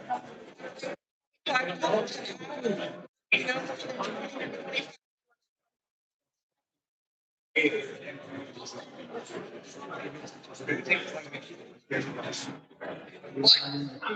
She wanted to make them. sorry, Joanne. I just wanted No, I don't to think move that- it because I'm done. my family's texting asking for proof of life, so. All right, I have a motion by Councilman Zink, second by Councilman Easy to approve the hiring of Jenna Beck as part-time assistant market manager, contingent upon passage of a background check and medical testing. Jenna will be hired at a rate of $25 per hour, working no more than 20 to 25 hours per month. Any questions? No questions. Straightforward. All in favor, say aye. Aye. Consider approval to hire Seth Wickenheiser as a seasonal public works employee, contingent upon passage of a background check, medical testing. Seth will be hired at a rate of $19.34 per hour, working no more than 40 hours per week. Second. I didn't catch you. Something. All right. I have a motion by Councilman Geezy, second by Councilman Fires, to approve the hiring of Seth Wickenheiser as seasonal public works employee, contingent upon passage of a background check, medical testing. Seth will be hired at a rate of $19.34 per hour, working no more than 40 hours per week. Any questions, concerns? All in favor, say aye. Aye.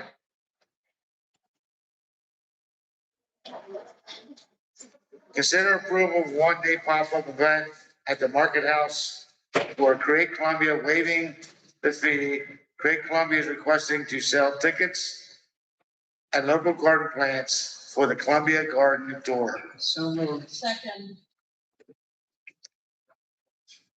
I have a motion by Councilman Cooper, second by Councilman Geezy, to approve a one-day pop-up event at the Market House for Create Columbia, waiving the fee. Create Columbia is requesting to sell tickets and local garden plants for the Columbia Garden Tour. Any questions or concerns? Yeah, Council President, do you have a date on that? June 13th. Yeah, it's June 13th. No one knows the date. Just so you know when the garden tour is, if you want to go on it, it's June 13th, Saturday, June 13th. I don't see the application in the bid packet, besides from the executive summary. Is it?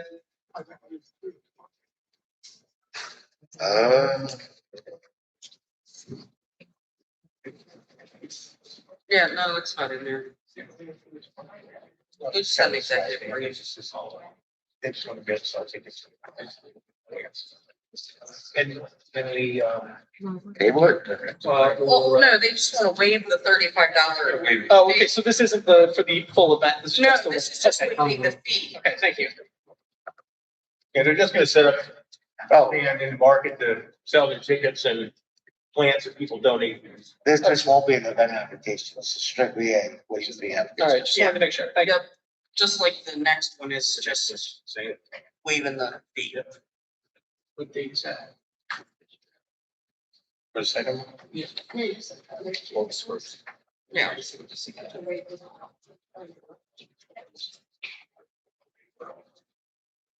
Okay.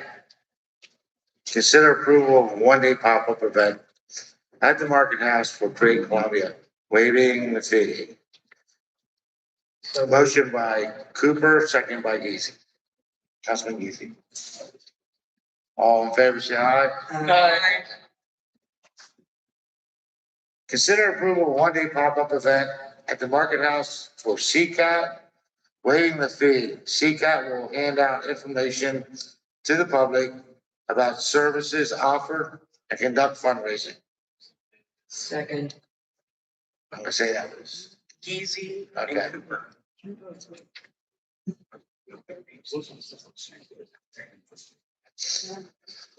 Motion for approval of a one-day pop-up event at the Market House for CCAT.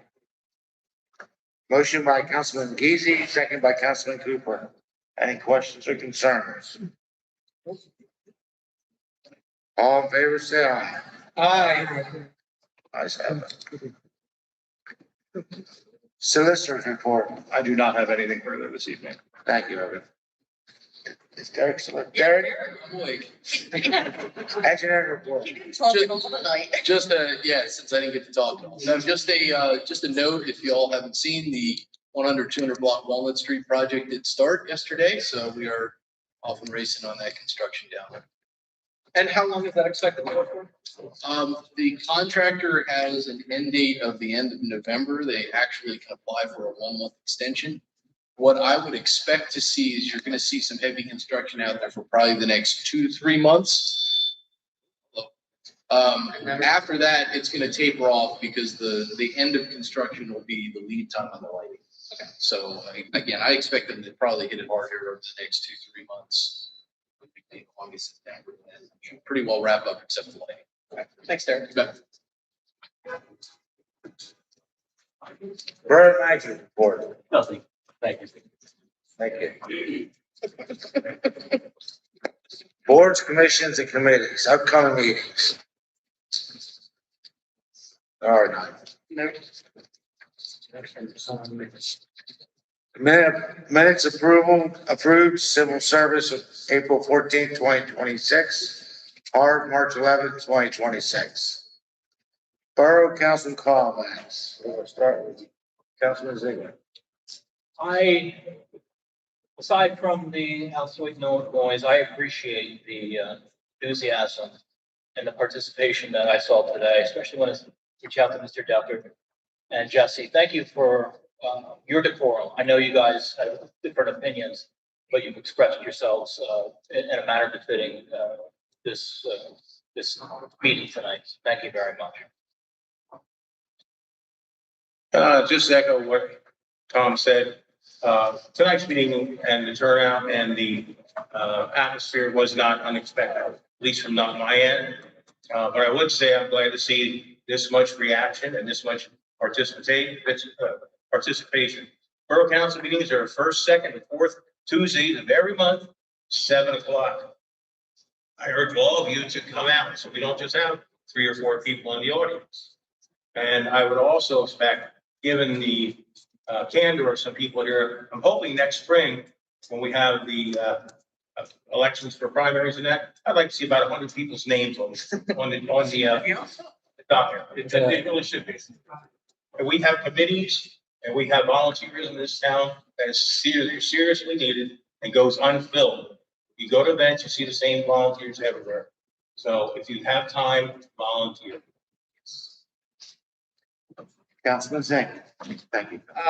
Yeah, actually, I just have a couple of things. I don't know if everyone here saw or heard or read the Lancaster City Water Project going up Manor Street. The Lancaster City Council had an agenda item last month, I think it was, to vote on accepting the Penvest loan for that project. They tabled that vote. So basically, we've been waiting to hear if they're going to do the project. I do not believe they are going to be undertaking that project anytime soon, unless they get more money. The costs were higher than what was estimated, and the Penvest loan didn't cover it, so they have not accepted the Penvest loan at this point. This weekend, starting Sunday, Councilperson Cooper, Manager Brommer, and myself will be attending the PSAB conference. Pretty excited to have two people that have never been there before. It'll be exciting. And I think I sent you all the list of legislation that will be asked to vote if it should be a legislative priority. There are some pretty cool things in there. One of which is the LOOP, the long owner occupied program, which basically exempts senior citizens 65 and older that have been in their house for 10 years from property taxes. So that's kind of a cool one.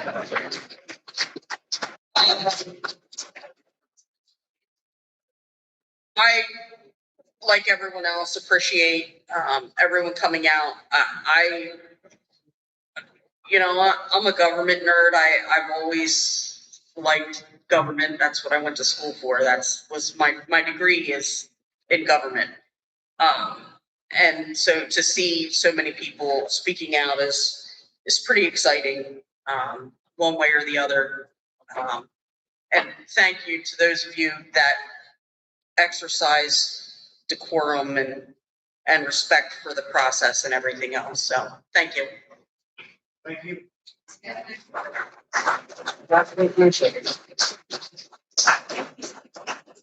Everything Heather just said. And I'm on the finance committee, and this week and next week we are choosing a bank, whether we stay with Truist, whether we go with Fulton, or Northwest, and who is the other one? M&T. Well, M&T. We have meetings set up with them to see what they can do for us. And we will take the best offer that we get for our money. So just wanted you to know that is going on. When Truist decided to close, we decided that maybe we should look at something else and see what else is out there. So that's what we're going to be doing the next couple of weeks.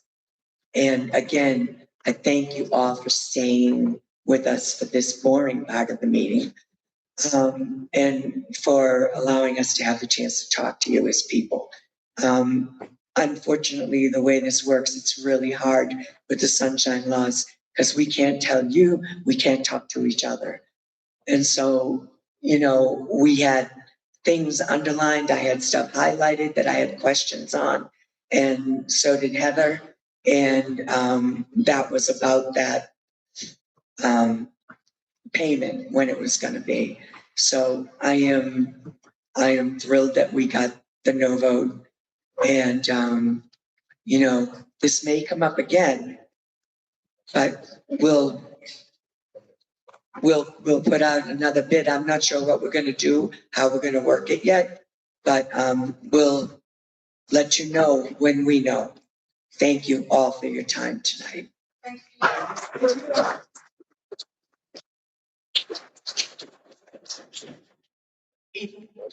Yeah, everything everybody else said, but also it's easy for us to seem like, people up here don't care or that we're not listening, but genuinely, I was so excited as the room kept getting filled up. And Joanne and I, probably 15 minutes even before the meeting started, we were like, are we in trouble with like the fire limit? Like, This is gonna be a problem. And that's a good problem to have. And usually it is a very, very empty council chamber. And when I started going to council meetings about a year and a half ago, I was also like, I hadn't gone to a council meeting before that, but that's exactly how you can get involved and how you can speak to people about what's going on in town and stay active. Another option is the live stream. Usually we have anywhere between like 10 and 20 people watching the live stream. Tonight we had 307 at one point. So I'm very glad to see all the participation. I just want to see it keep up, because the more people we have involved in these conversations, the easier the conversations get. When it is just the 7 of us up here talking, it can be difficult to see other people's perspective because it is just ours up here. So it is really, really valuable for people to come up and talk. So even though the meeting did go to 11:30 and I haven't eaten yet, I do genuinely appreciate everybody coming out and speaking tonight. They didn't give you pizza? Oh, no, I didn't. Get pizza. No, You didn't get pizza? no. I'll take it up with Rob later. But the only other thing I wanted to say is myself and Tom are the leads on the communications portion of the borough. And any feedback that you guys have, good and especially bad, I would love to see everything so we can make it better. In this instance, for example, with the sealed bid, me being new, I was not fully aware of what the process was going to be and what we could talk about at the end. And so I was also surprised when we had a week to make a decision and we weren't allowed to talk about it. Yeah. That's really difficult, but that's also state law. And so we need to look at our processes in the future and find ways to make it more inclusive. Because when people don't get information, people just start making stuff up. Yeah. Yes. Hold on a second. We can speak afterwards. We can finish the meeting. On that note, I just want to know if, I mean, since there were so many problems with transparency and the sunset laws. There's no problems. No problems. We're not having a conversation right now. No, that's just a question. Yeah. Why don't you come up to me afterwards and you and I can talk, okay? Promise. I'd like to thank the County Borough Fire Company. You didn't get it. Here's Joanne. Oh, I'm sorry, Joanne. She said no time. Okay. I'm sorry. I'm sorry, I apologize. Joanne, I'm trying. I'd like to thank the County Borough Fire Department for hosting us today. And volunteers here that sure didn't want to be here, I'm sure, but I appreciate them. We had a music guy, and I apologize, I don't know your name, but he was able to provide mics and stuff and sound system for us. I appreciate that. And